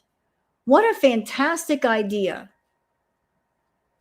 I think that's amazing because there are a lot of elderly people. They're very, very lonely. So what a fantastic idea. I wish they would do that everywhere. That is such a wonderful idea, to give the elderly someone to talk to if they have no one to talk to, if they have no family. It makes them feel so good. We need to do more to take care of those that are elderly. So big ups for Holland. Big ups for Holland.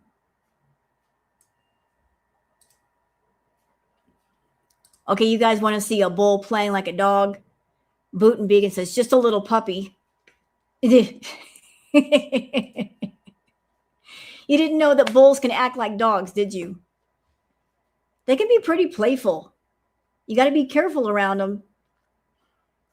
But look, that bull is just like, give me that bucket. I want to score a goal. Get out of the way so I can score a goal. Bull's just having fun. You got to love that. All right. So I think we'll cut it off here for the Twitter peeps, but I got one more thing to show you.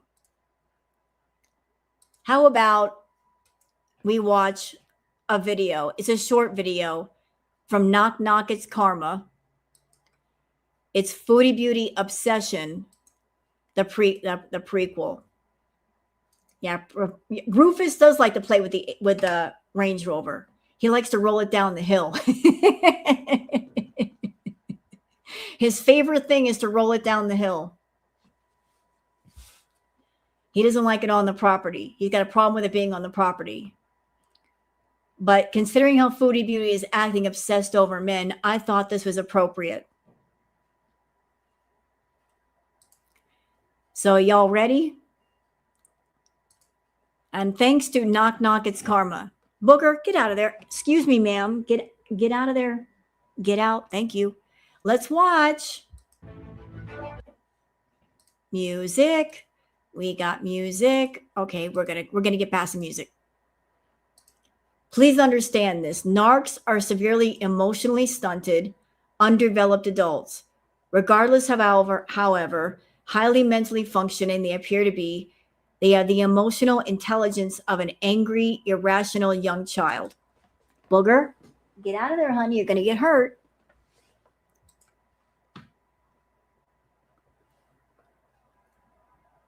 Okay. This is old. Havasu Mom. Yeah, he told me not to catch feelings, so I kind of feel shitty about that because it's kind of late for that. I mean, I'm not like obsessed and I'm not like in love, but I like him a lot and I want him to like me too. I think he does, but you know. So the person that she was hanging around, Tony, he told Shantel, don't catch feelings. In other words, don't fall in love with me because I'm not in love with you and I'm not going to be in love with you. Don't catch feelings. He's putting down a boundary. He said, it's okay for us to mess around. Just don't take it too far. But she's not accepting the word no. She's like, but I like him too. So that makes it okay to obsess over him and take things too far.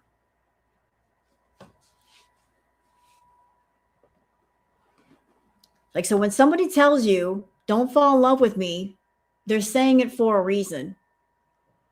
They're saying it so you don't get obsessed, you don't get upset, you don't get your feelings hurt, you don't get crazy. She never listens. She wants a relationship.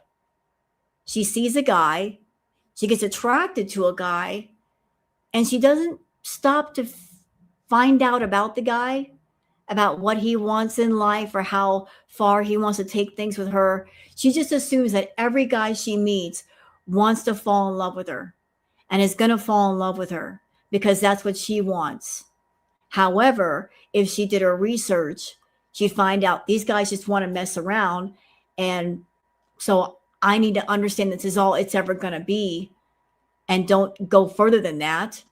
She just gets obsessed and then she gets mad because what she wants, the other person doesn't want. And she also wants control. You're like, I don't care what you want. It's on. Who cares what you want? You need to want what I want when I want it. I'm a lot to handle. Like, I'm very, you know, I'm just a headache.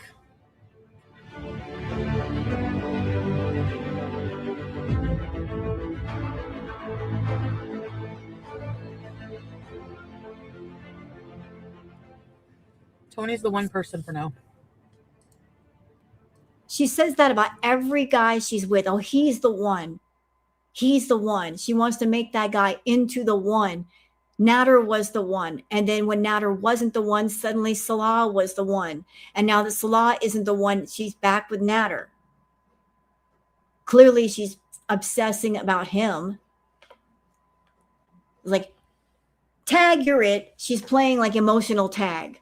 I'm tagging you in. You're it. I'm chasing after you. I'm obsessing over you. I don't care what you want. I don't care what you need. I don't care if I make you unhappy. Tag, you're it. Run, Tony, run. Don't say that, Kristen. So, I think I'm just going to stick with Tony because I know, like, I'm comfortable with him now. And he has his own place and stuff. Until I find... You know what? You know what, Roasted? I will say, come here. Do you want to come up here, Booger? All at my feet. Oh, I will say this about Natter. Here's the thing. Should the whole Salah arc be over? Yes. Oh, God, yes. It doesn't make sense anymore for her to talk about Salah and obsess over Salah. She'll never see him again. He'll never see her again. I mean, what does he add to her life or to her channel? Nothing. He's just taking her money. I mean, like, she's portraying herself as something that she's not. And that just needs to stop. She needs to get real with herself. Do I want to see Natter with her again? No. Let me tell you why. Is Natter more interesting? Yeah, a little bit. But here's the caveat to that. Because of what Natter did, throwing all the privacy strikes at reaction channels and clip channels, don't nobody want to touch him with a 10-foot pole. Shantel put herself in a corner with him. You know what I mean? She put herself in a corner two ways. First, by claiming that she was a victim of DV because of Natter, although that never happened. Second, by having him throw privacy strikes, 140 at them, at various channels in Girl World. So if she were to get back with Natter, if she says, I'm back with Natter now, then that means she's going to have to reveal that she was a great big old liar about the DV thing. Wouldn't it? Because she was supposed to be a victim. To be with Natter would prove that she's not a victim. Also, how could we react to her if she brought him on camera? Because none of us want to get hit with privacy strikes because of him. So it's like she put herself in a corner by saying, I'm a victim. He's responsible. Having him throw all those privacy strikes at us. We don't want to see him on camera. Yeah, nobody would touch her because of him. You got it. But it would be nice if Foodie just got real with herself and admitted who and what she is and stop pretending to be something that she's not. Because ain't nobody digging it no more. Just say, hey, I'm Foodie Beauty. I'm gross. I'm sick. I am just feral. That's who she really is. That's who she'll always be. You know, we need some authenticity up in here. We don't need her to be fake no more.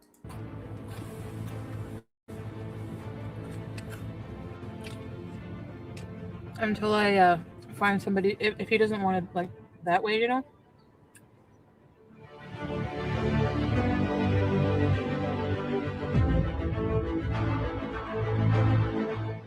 honestly, Maya, we haven't talked about exclusive or anything.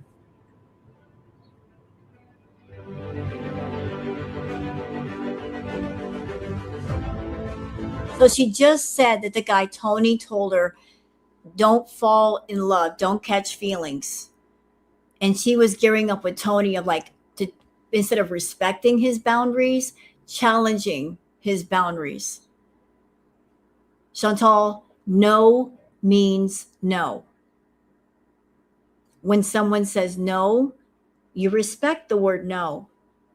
When they say don't catch feelings, don't fall in love with me, they are saying no relationship is possible. So don't pursue it. Don't pursue it externally or internally. Leave it alone. And yet Foodie likes to push the boundaries back because she thinks she can. That's why I call her a predator, because predators don't respect boundaries. They think boundaries are meant to be broken. Yeah, I love this. I love the fact that you said that no is a full sentence. Yep. Can you imagine if she were a man? You know what? If Chantal were a man, she would have been in jail by now. Honestly, I think she would have been in jail.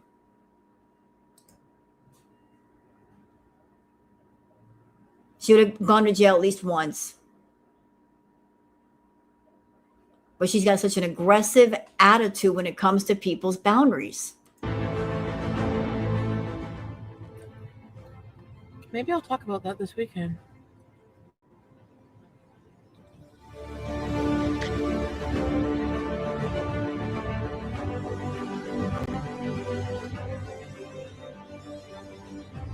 I'm in Lachine. And I don't like being... Hold on a second. I need...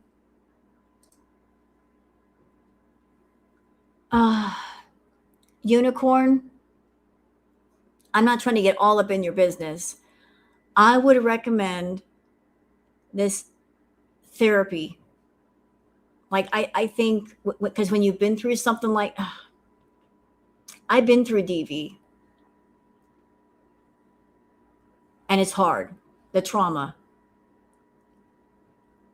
The person who committed the DV, they strip you down to the bare bones. I recommend therapy, someone to talk to. It's going to take time to work through.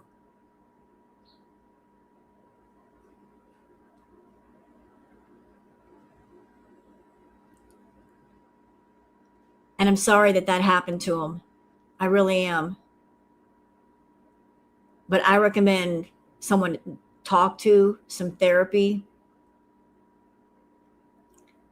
I'm sorry that he experienced that.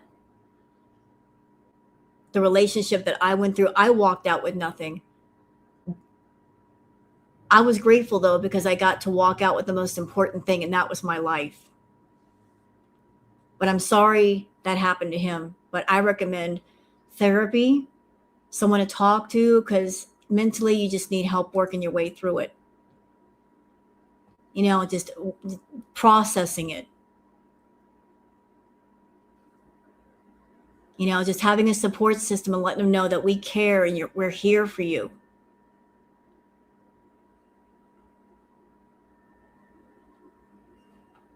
It just takes time. It takes time.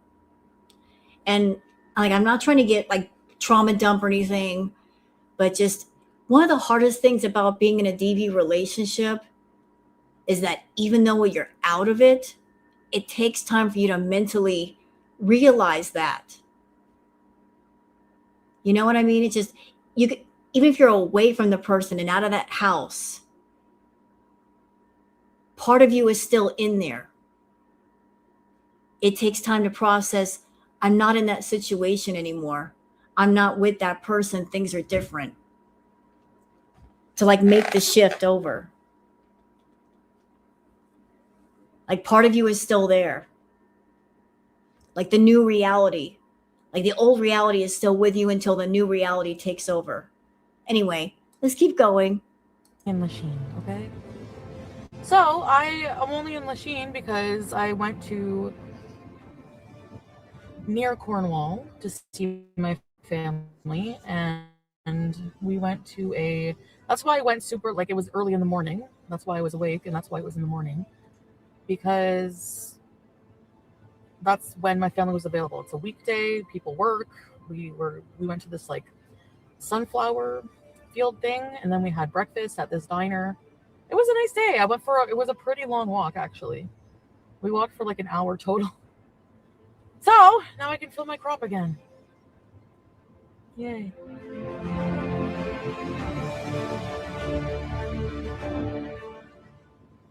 So, okay, anyways,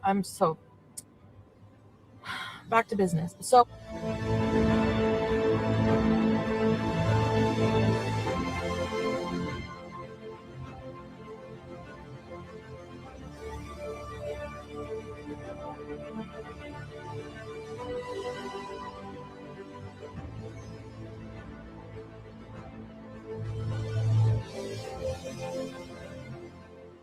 So I'm already halfway to Montreal. So, you know what? I'm like, you know what? I would love to shut this fucker up.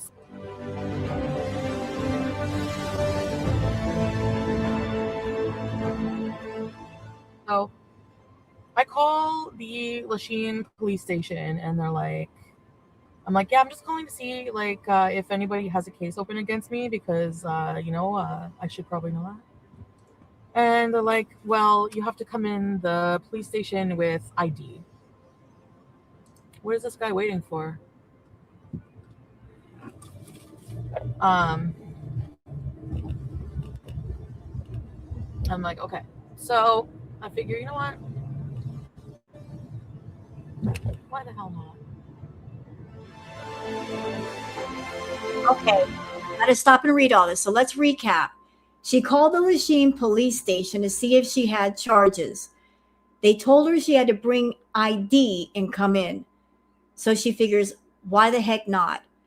But the police department she needs to visit is in Lachine, not Montreal. So why was she going to Montreal? For Natter. She doesn't have to go to Montreal.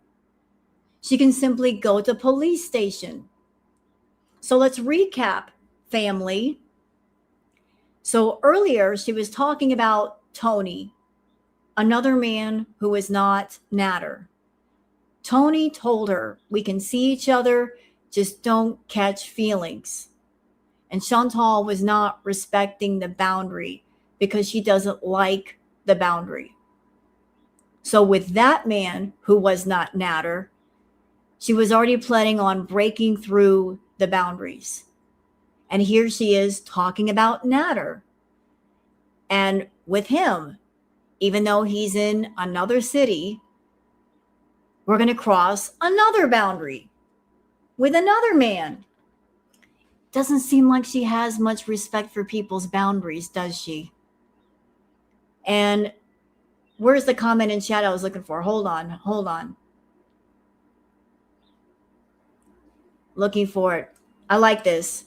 Shantel has a problem with boundaries. Look how she kept filming in the mall. Social norms are something she struggles with. Yeah, because she respects no boundaries. She doesn't care who it is. She doesn't care where it is. People's personal spaces and boundaries, don't care. She'll cross them if it means she gets something that she wants.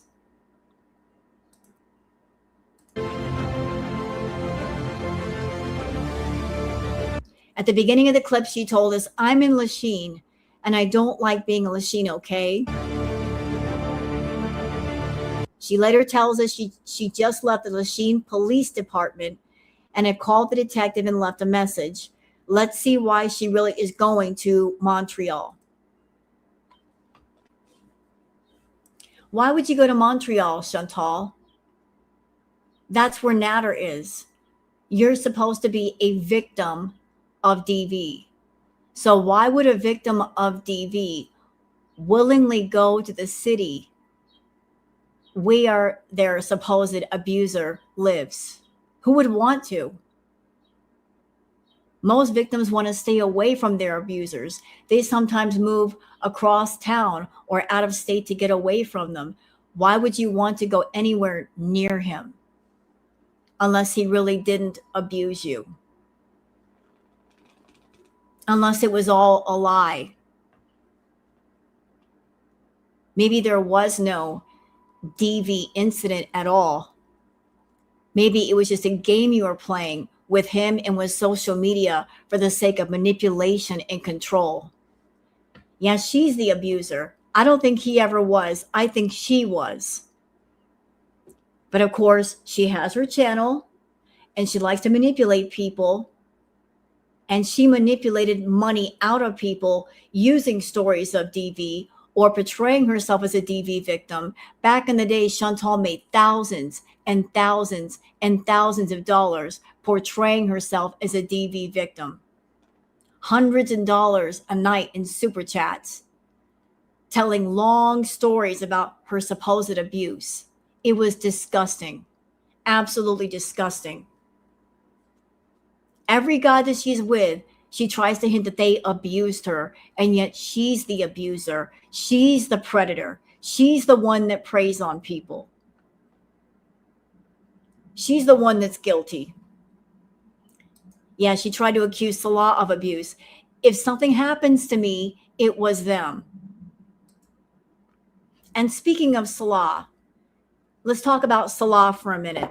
And let's talk about Chantal's insecurities. You know why she's insecure? I don't think it's just because of her weight. I think it's also because of her behavior. She knows how she treated Salah and his family. She knows. She knows how awful she was. And she didn't mind acting that way in person. But now that she's away from him, and now that she no longer has control, and now that she can no longer manipulate him, she knows she acted like an absolute abusive witch. She knows she did. And she's afraid that because the way that she behaved, the way she treated him, the way she treated his family, that he will ghost her. And I think she's also afraid at some point he's going to talk. Because if he talked, he would have a lot to talk about. Because she put him through a lot of stuff. He and his family. She knows how awful she's been. Abusers are only sorry for what they do when they can no longer control the victims. And the victims learn to speak again and they find their voice. She doesn't want him using his voice. And to keep him from using his voice, she would have to get control. And she cannot. She can't. She doesn't want him using his voice. Because if people knew who and what she was, especially her beezers, that might topple her entire empire and the image that she's tried to create for herself. To shut a victim up, you got to put a hand over their mouth. But she can't put her big chubby hand over his mouth right now. And that's scaring her.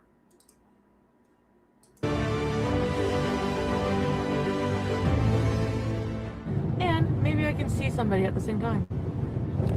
You know, Tony or something. I don't know. Anyway. Here's the right lane to take me home.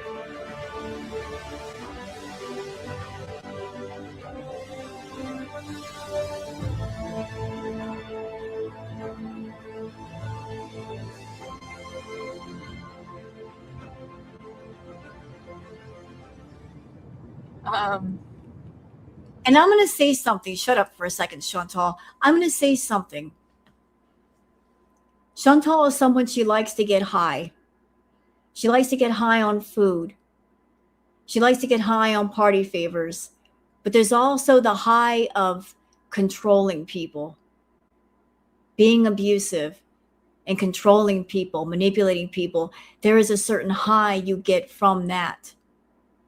It makes you feel strong. It makes you feel powerful. It makes you happy. She's a control freak. And she gets high, hurting others and controlling others. And when those that she's chosen to control are out of her control, that's when she loses control and she panics. I know because I was with somebody a lot like Chantal. He derived pleasure out of hurting me and hurting other people. It was weird. And it is weird with her. She has no control over herself, but she has control of other people. She's an out of control person who controls other people. It's very, very strange. I'm happy I did too. Thumbs up for me.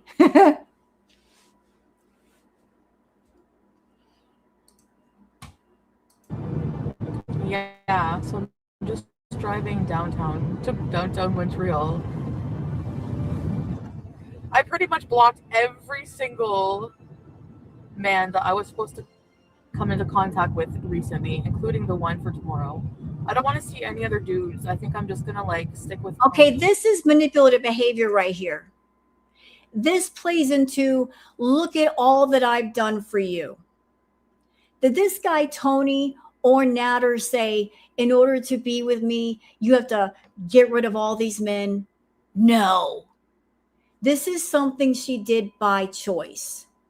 She chose as a single woman to quote unquote block all these men,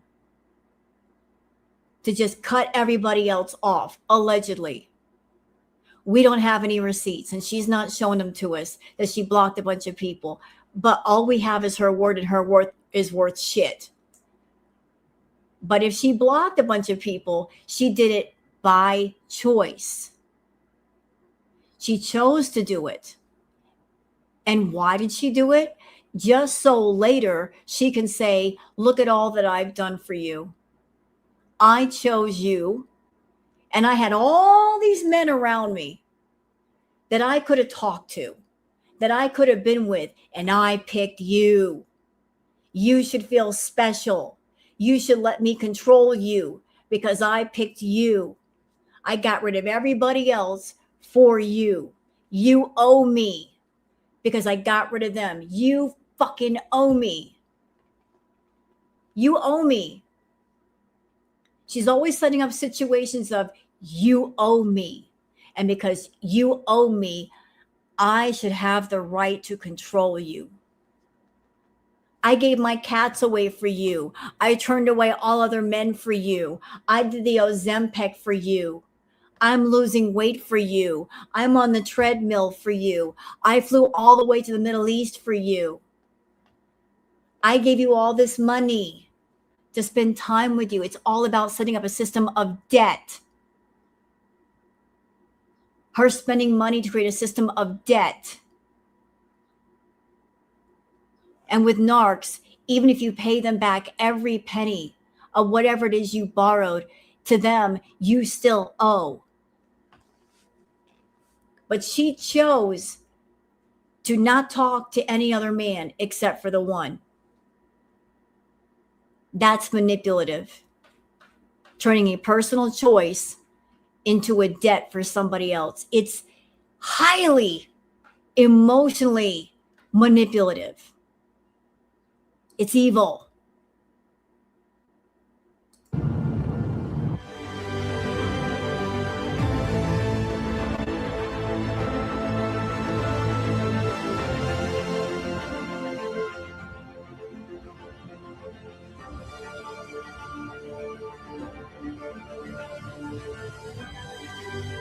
Yeah.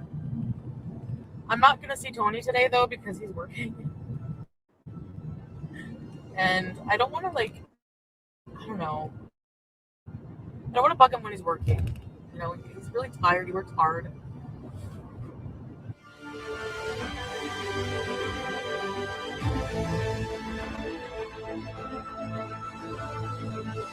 So for anybody in my audience, if you ever encounter a narc like Chantal, anybody that might get around you, they're toxic.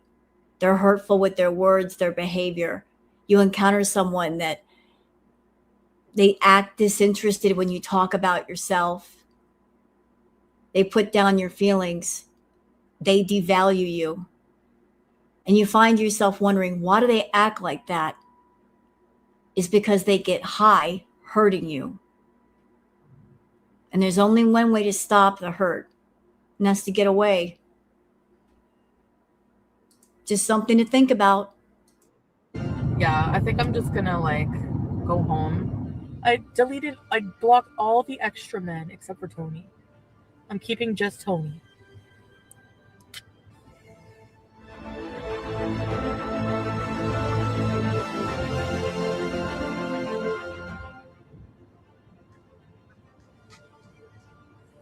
Okay.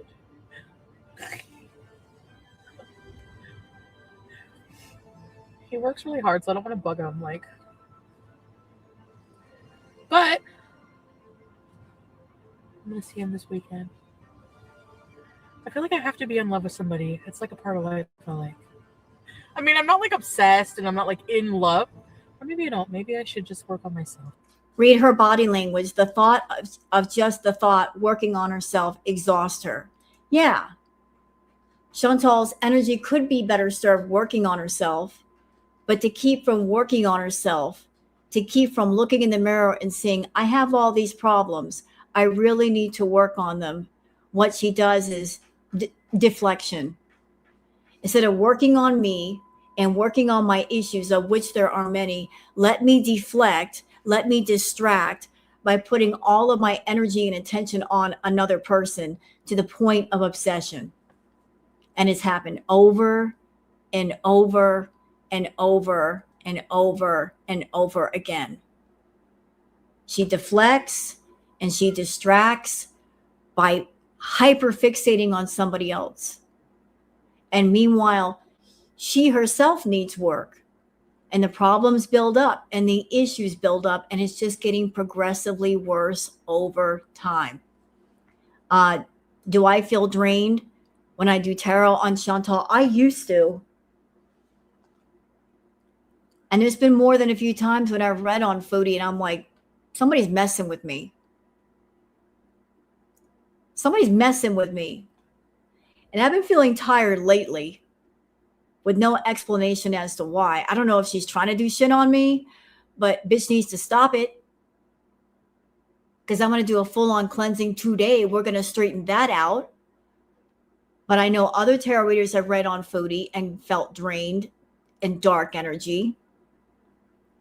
They felt drained. They felt tired. She's got nasty energy. But I'm also feeling like lately Chantal's energy used to be really strong, negative energy, and anymore because she's terribly sick, it's not as strong as it used to be. Like she's just too sick to do any kind of damage. But I've just been feeling tired at AF lately. Yeah, I've heard that too, that Mercury's been in retrograde. I'm like, oh, great.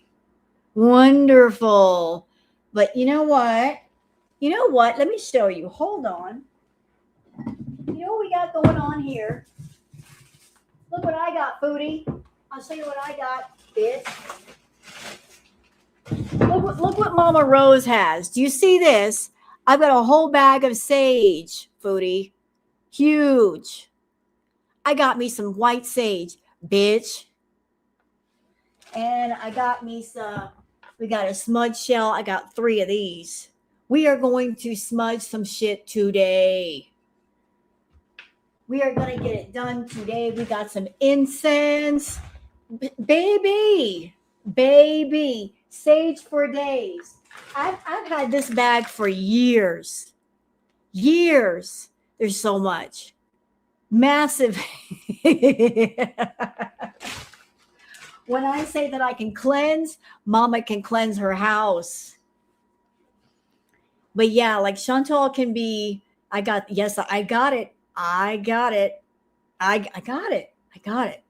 But yeah, her energy is dark. It's real bad.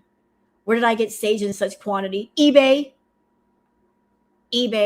I've had that bag for years. eBay.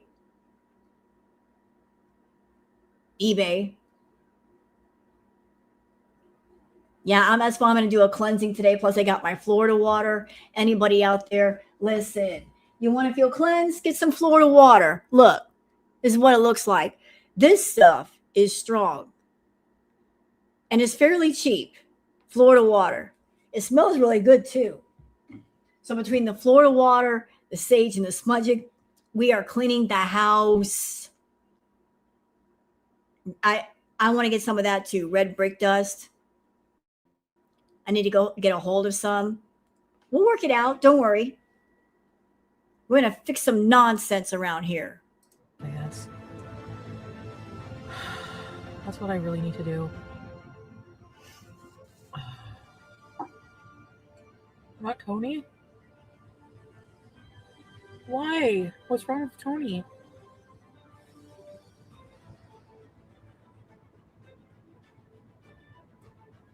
I don't go to Montreal daily. Tony Guntana.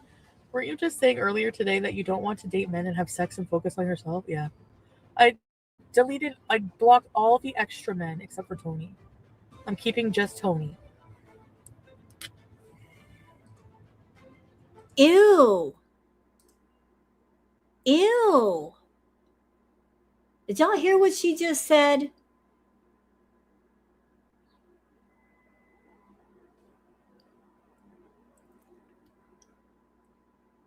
The words that we use point to the thoughts that we have. She just said, I'm going to keep Tony. Even though Tony said, do not catch feelings, meaning don't fall in love with me. He said, don't catch feelings.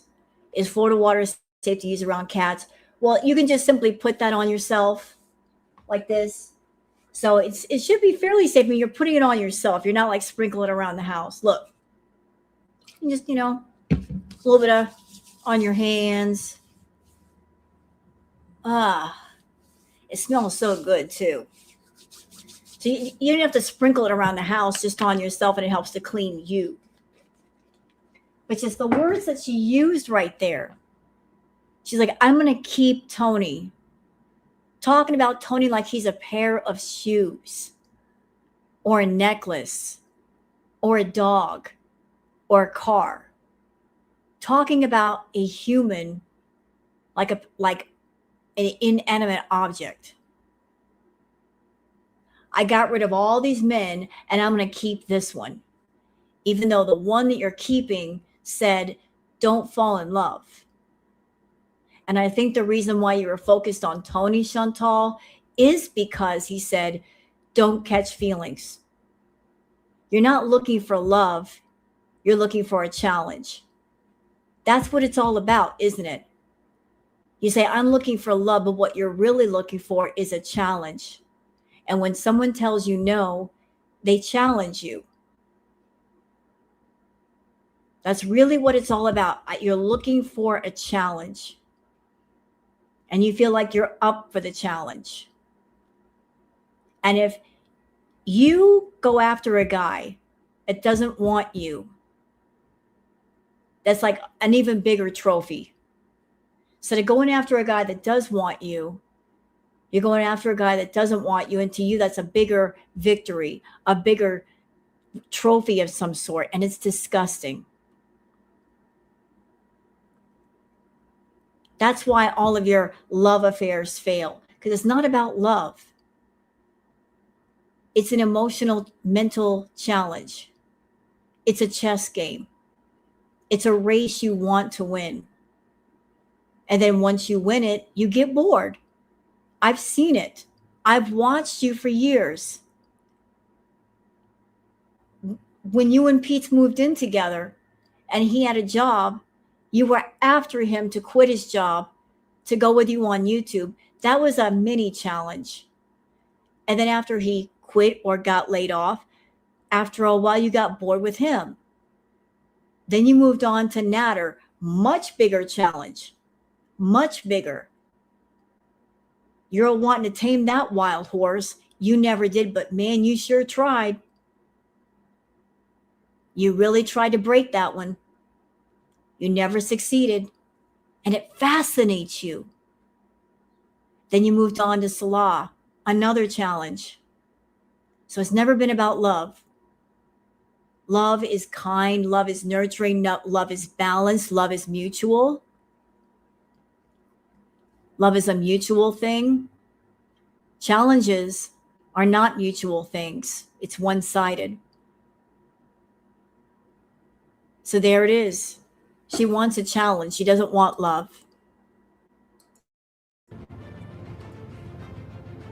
I want to find one person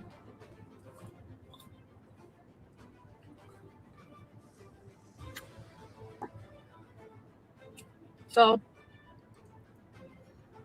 you know what? In a weird way, I think, where's the comment I was looking for? Hold on. Roasted. I think in a lot of ways, you're right. Natter is her match. You want to know why? Because in a lot of ways, Natter is her mirror. Everything that exists in him exists in her too. All of his bad qualities are all of her bad qualities. So when she's around him, really, he is her mirror. And unfortunately, she did not learn the lessons that she should have learned with him. Like, I hate this guy. He's so rude. He's so inconsiderate. He's so selfish. And she never had a moment a brain moment of like an epiphany of like, wow, everything about him, that's me. That should have happened. He is her mirror. And every time she's around him, she's basically around another version of herself. But she never learned that lesson. She just gravitated towards it, but she never learned from it. Sometimes people are brought into our lives to teach us lessons or to be a reflection that we need to see. She never saw her reflection. She doesn't look at it.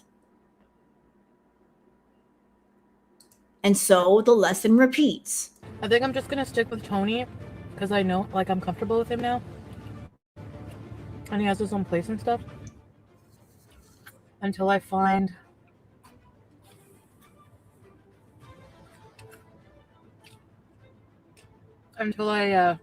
somebody. If he doesn't want it like that way, you know. Tony's the one. To answer your question, don't I like Foodie? Lily, I'm a jealous moron. I confess. I'm a jealous moron when it comes to Foodie. I am. I'm jealous. I mean, she is hotter than 90% of us, including me. What am I? I'm a skunk-haired, no-chin old lady. I'm not as talented as Shantel. I can't touch my chin to my chest like Foodie can. I'm jealous of that. I mean, she's got talents on top of talents on top of talents. She could stand perfectly still and be shade for like 20 people. I wish I had that talent. I wish I could be that helpful to society. But alas, I can't. What am I to do? I toss and turn at night and cry into my pillow because I'm so jealous of Foodie. I'm beside myself with jealousy. I'm going to cry just thinking about it. One person for now. I want Tony to like. I want to marry Tony, and I want to travel the world with Tony.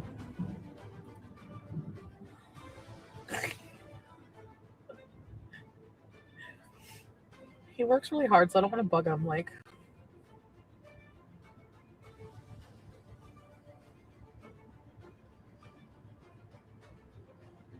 yeah, he told me not to catch feelings, so I kind of feel shitty about that because it's kind of like. Yeah, so he told you don't catch feelings, and you're over there talking about marriage and you want to travel the world with him.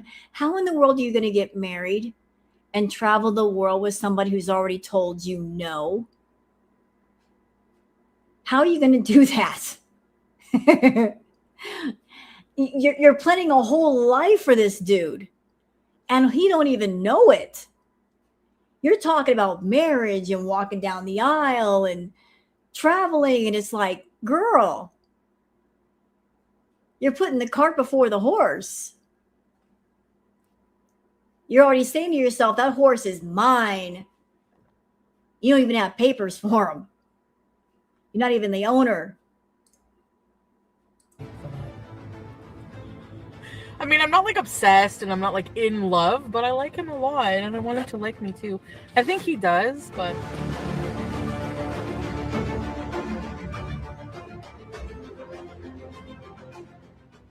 I want Tony to like, I want to marry Tony and I want to travel the world with Tony. Okay, something just hit me. So here she is talking about Tony. She said, I want to marry Tony and I want to travel the world with Tony. What did she do with Salah? She claims to have married him. And she went on a trip with Salah. So all these plans that she had with Tony, they got transferred over to Salah. She would have done it with Natter. Natter didn't want to do it. So she transferred everything over to Salah. Yeah, she only knew Tony for a few days. And already she was talking about the M word, marriage. I want to travel the world, blah, blah, blah. Okay, bro, said thank you for coming in, sweetie. Yeah, it didn't work out at the end.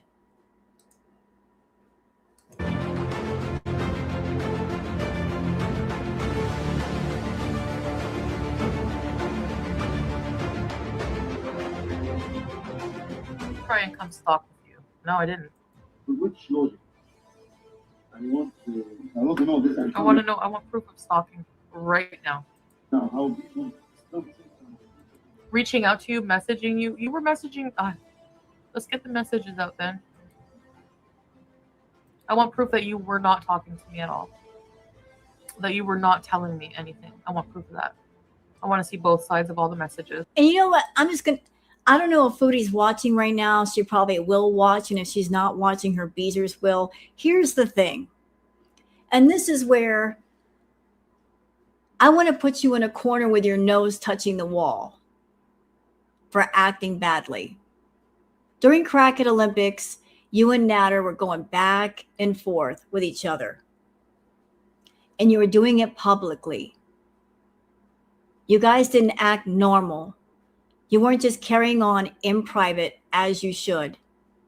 You brought it to the internet. You had an audience involved when we didn't have to be involved. Girl World didn't have to be involved. The Beezers didn't have to be involved. The both of you involved everybody in your business.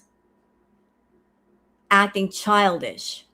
And you did it for attention and you did it for money and you made a lot of money. I'll give you that. But just all this back and forth bullshit in front of people when it didn't have to be that way. Y'all could have carried on in private. If you wanted to talk to each other, all you had to do is just get on the phone and scream at one another and nobody would have known what you said. But since you involved everyone, then that means everyone has the right to their opinion and their feelings, whether it was in this moment or 4 years later or 40 years later, just because you involved us when you didn't have to. Just wanted to say that. Guaranteed, because were you telling me, go away, I don't love you anymore? No. Were you telling me I don't want to see you anymore? No. I want to see that. Full of shit.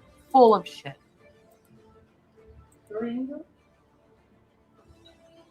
This video is ruining any case. You've ruined any case. They're all full of fucking shit. Her car outside. Okay, this part, the photo of her car at Natter's is available online. So yeah, baby reindeer shit right here. So this supposed victim would drive to his house and park in front of his house. And she was the victim. A victim who drives to the supposed abuser's house and just sits there. like a stalker, acting like a stalker. This is victim behavior. You're a victim, but you act this way.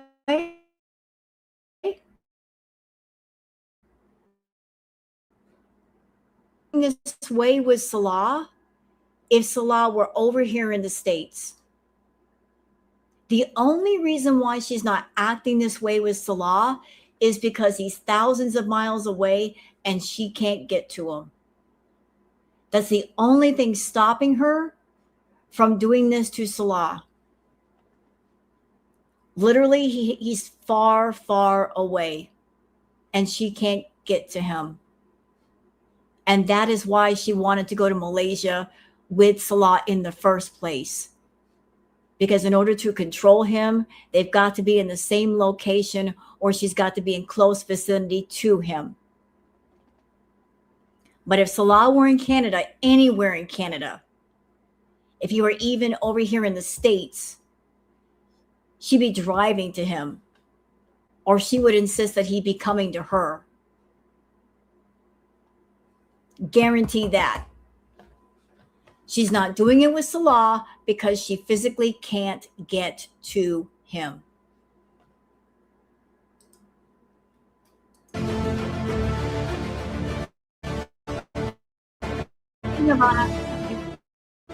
How, like a year and a half ago, like at the very beginning, when I drove. Yeah, and that's right.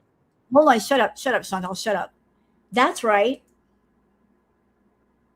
She flew to Syria when Salah strictly told her not to come. That's very telling about her level of crazy. Yeah, he told her, don't show up yet. I'm not prepared. She did it anyway. This husband that you swear that you love so much, your husband is making requests. Don't come over yet. You do it anyway because you just can't stop your obsession. And this right here from Trinka, she would drive hours to stalk Salah if he was in the US. Speaking of that, thank you for bringing that up, Trinka. Remember all those weird, crazy drives that she would do in the morning? Literally driving around with no destination. I think she was driving around looking for Salah. Like she would drive far, far away from her home in the Timu mobile, not really giving an explanation as to why, saying she had to go somewhere but not saying where it was. I think she was stalking him then. Like if he tried to go stay with relatives, she was looking for him. So she was stalking Salah in Kuwait. And if she'll do it in Kuwait, you best believe she'd do it over here. I knocked at his door. It's not illegal to go and knock at someone's fucking door. And when you didn't answer, I fucking left. Big deal. That's not stalking.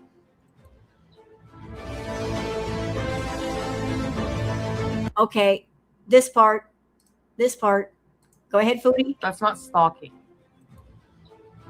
Showing up to someone's home you had just met, unannounced, to check up on them.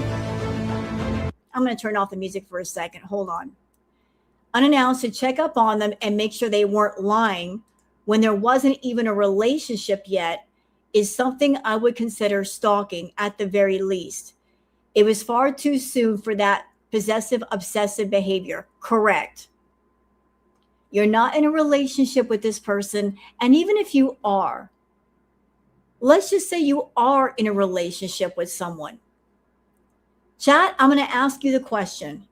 If you started dating somebody, for those that are single, let's just say you start dating somebody, you barely know them, they barely know you. And you guys want to go on a date, but something happens. You get sick, you get busy, and you say, I'm sorry, I can't make it tonight. You know, like you're down bad with a cold. And then that person shows up at your door knocking because they want to make sure that you're not lying. How would you feel about that? Would you say to yourself, wow, this is controlling. I barely know this person, and I cancel one date for viable reasons and they show up at my house immediately? That's not crazy at all. Would that make you feel freaked out? I would be freaked out. Yeah, I would be done too. I'd be freaked out. And thank you, Enos. No Madness theorized she stalked Salah in Kuwait, even showing that she would go to the same spot and park a certain way to watch a building. Yeah, good looking out from No Madness.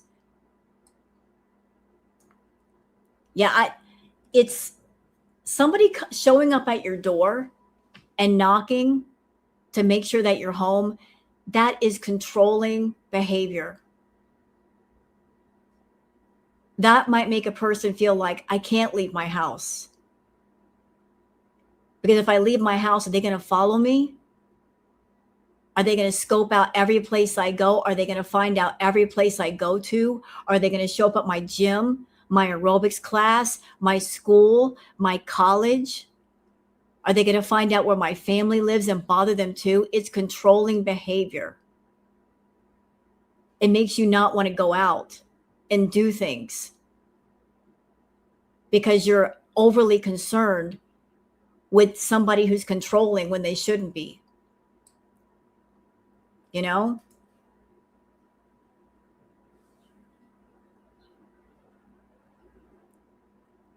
Like when somebody starts acting controlling, it changes and it alters the way that you do things as a person when you're dealing with an obsessive, possessive person like her. Thank you, Witch. Didn't she have a tracking app like Life 360 so she could always tell where he was? Yeah, I heard that she did. It's how she knew where to look for him in the car. I believe that when she gave Salah the phone, she had stuff on that phone. There were tracking apps on that phone, and there still might be. Like, again, never accept a gift from a narcissist. You never know. You never know. You never know. Like, this woman is dangerous. Okay, she is dangerously obsessive. And it's a miracle she's not in jail yet. Because you told me you were at someone's house, you left your phone at home. And then you retract just now saying that just so to make your stalking case that you were at your girlfriend, at your ex's, looking out the window, watching me go nuts over you. So you get sick joy out of this, you fucking sick prick. Again, you're just proving yourself to be an absolute. And you know what, Chantal? I think you get a sick joy of being a controlling, manipulative, lying bitch. I think it gives you a kick. I think it makes you high to manipulate people and to control people. You draw strength from controlling people, from altering their lives. You draw energy from that. And it freaks you out when those you try to control or that you have controlled, they cut the string because you need someone around to control. That's why you monkey barred from Salah over to Natter.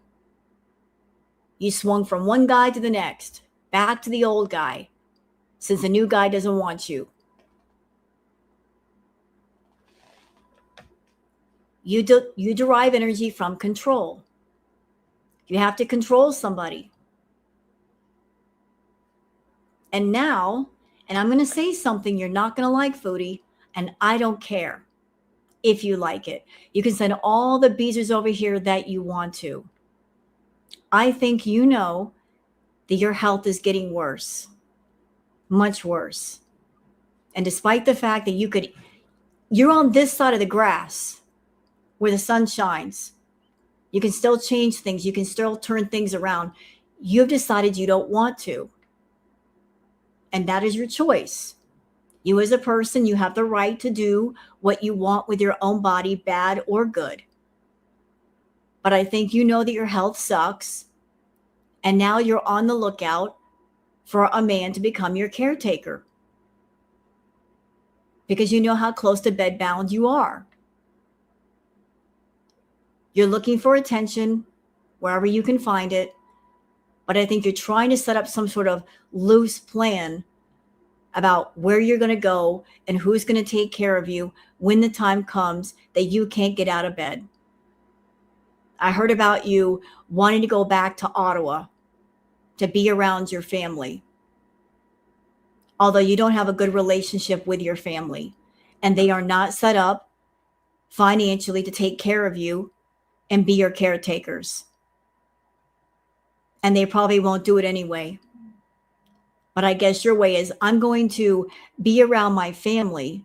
So if I need something, they can come and give you a bath and bed, give you food, give you medical care. They're not registered nurses. You're going to need registered nurses that know what to look for a bedbound, obese patient. You're on your way to being in hospice care. But you're trying to set up your family to be the ones to take care of you. They're not going to do it. They're not. But I'm feeling that energy that you're trying to, you're making plans that if something happens to you, you're going to be somebody else's problem and somebody else's burden. I got news for you. The people that you're trying to set up for that are not going to let it happen. So you might want to back away from that plan. Piece of shit. This is all you're doing in these Q&As. So do you really want to keep doing that? This is my goal here, is to address this and make you look like a piece.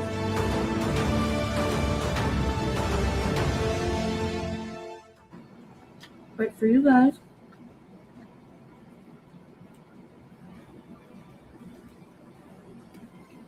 when I would crush on a guy, I would crush hard, like I was psycho.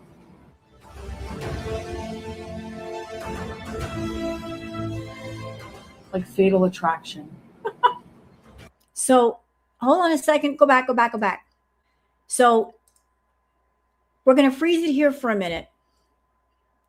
This is Shantel.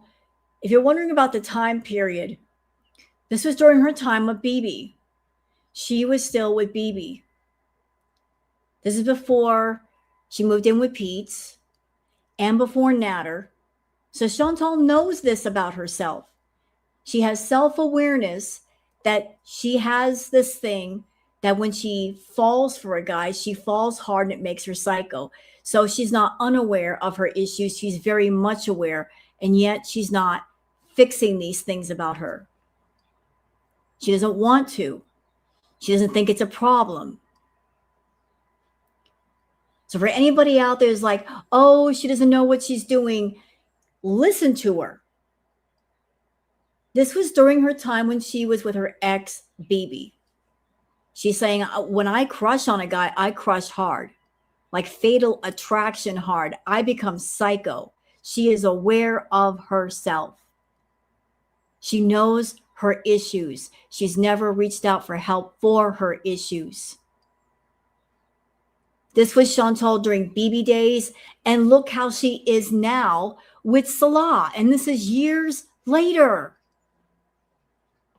And it's only getting worse. This is why she needs professional help.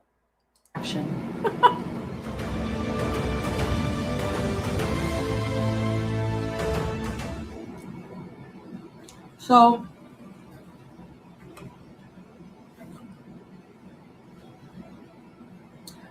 two of my victims, I think I was about... No, I'm not.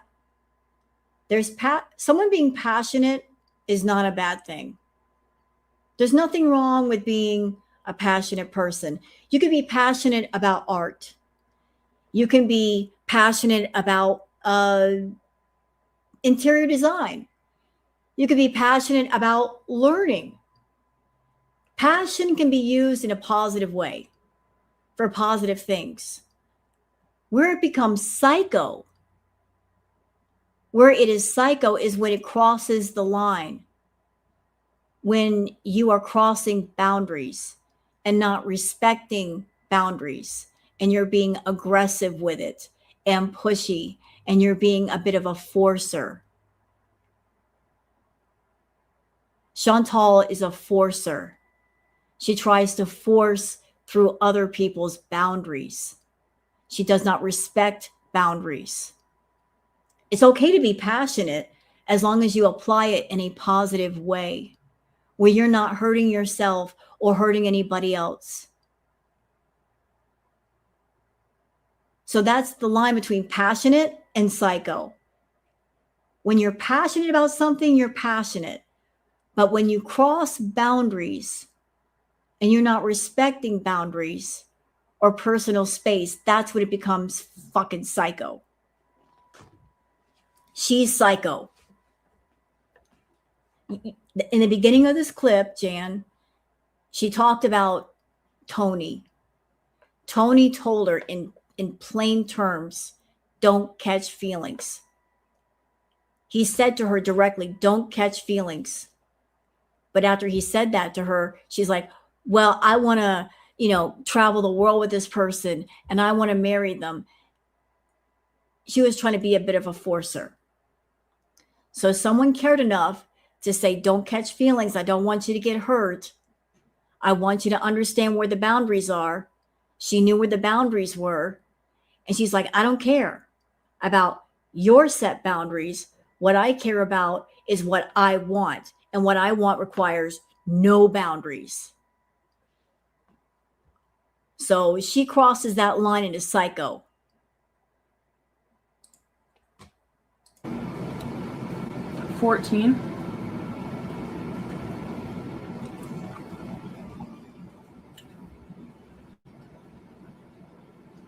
Was living at home, and up the street I had one of my best friends.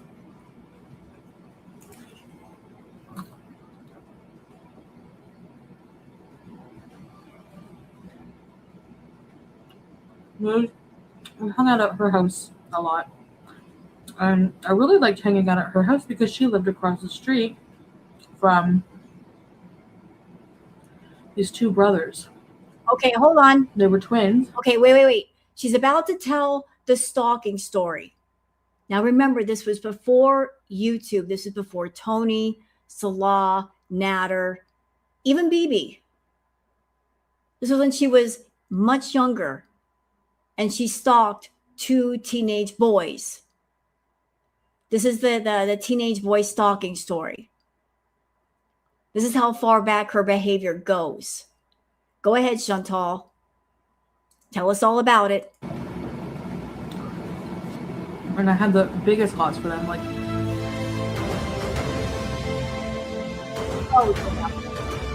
it got cut off. But yeah, I'll finish the story since that's another video. She stalked 2 teenage boys that were in a band. They were in a band together. And it was so bad that the father of the teenage boys came outside and told her, if you don't go home, I'm calling the cops. Yeah. So she's always been one that she tries to force her way into other people's lives. So that's the wrong kind of passion. The psycho passion, the stalker passion. This has been going on for quite a while. And as you can see, it's never been fixed. Like, no, somebody somewhere should have taught her boundaries. I don't think anybody ever did. Or if they did, she did not absorb the lesson. But we're seeing evidence of her behavior still.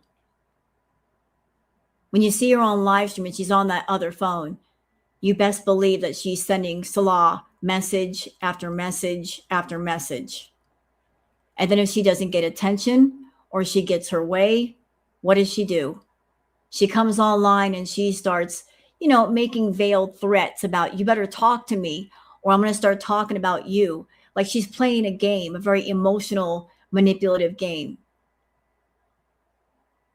And if that doesn't work, she'll play the triangulation game, where she tries to pit 2 guys against each other with her in the middle. And she's doing it right now. Like, I want attention from Salah, But because Salah's not giving me attention, I'm going to go see Natter. I'm going to go hang out with Natter just to get the one up. And that way, if he makes me mad, she can say, well, I should just give Natter all my money, or I fuck Natter. What do you think about that? You know, like, it's childish. It's high school, but that's Shantel.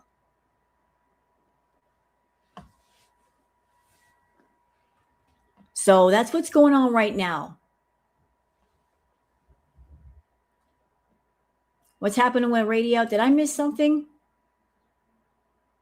I missed something in chat.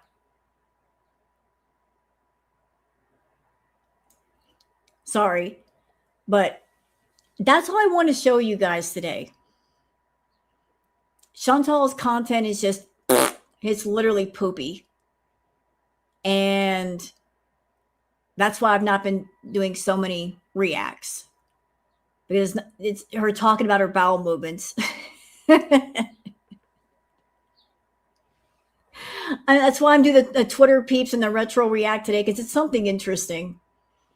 But that's all I got today, guys.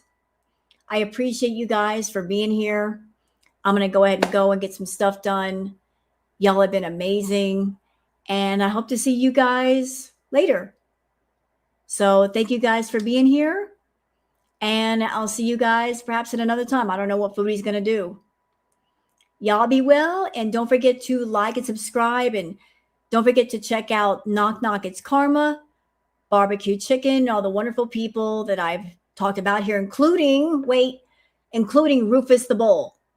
Don't forget to subscribe to Rufus the Bull. All right, I'm out, y'all. Be well. Bye.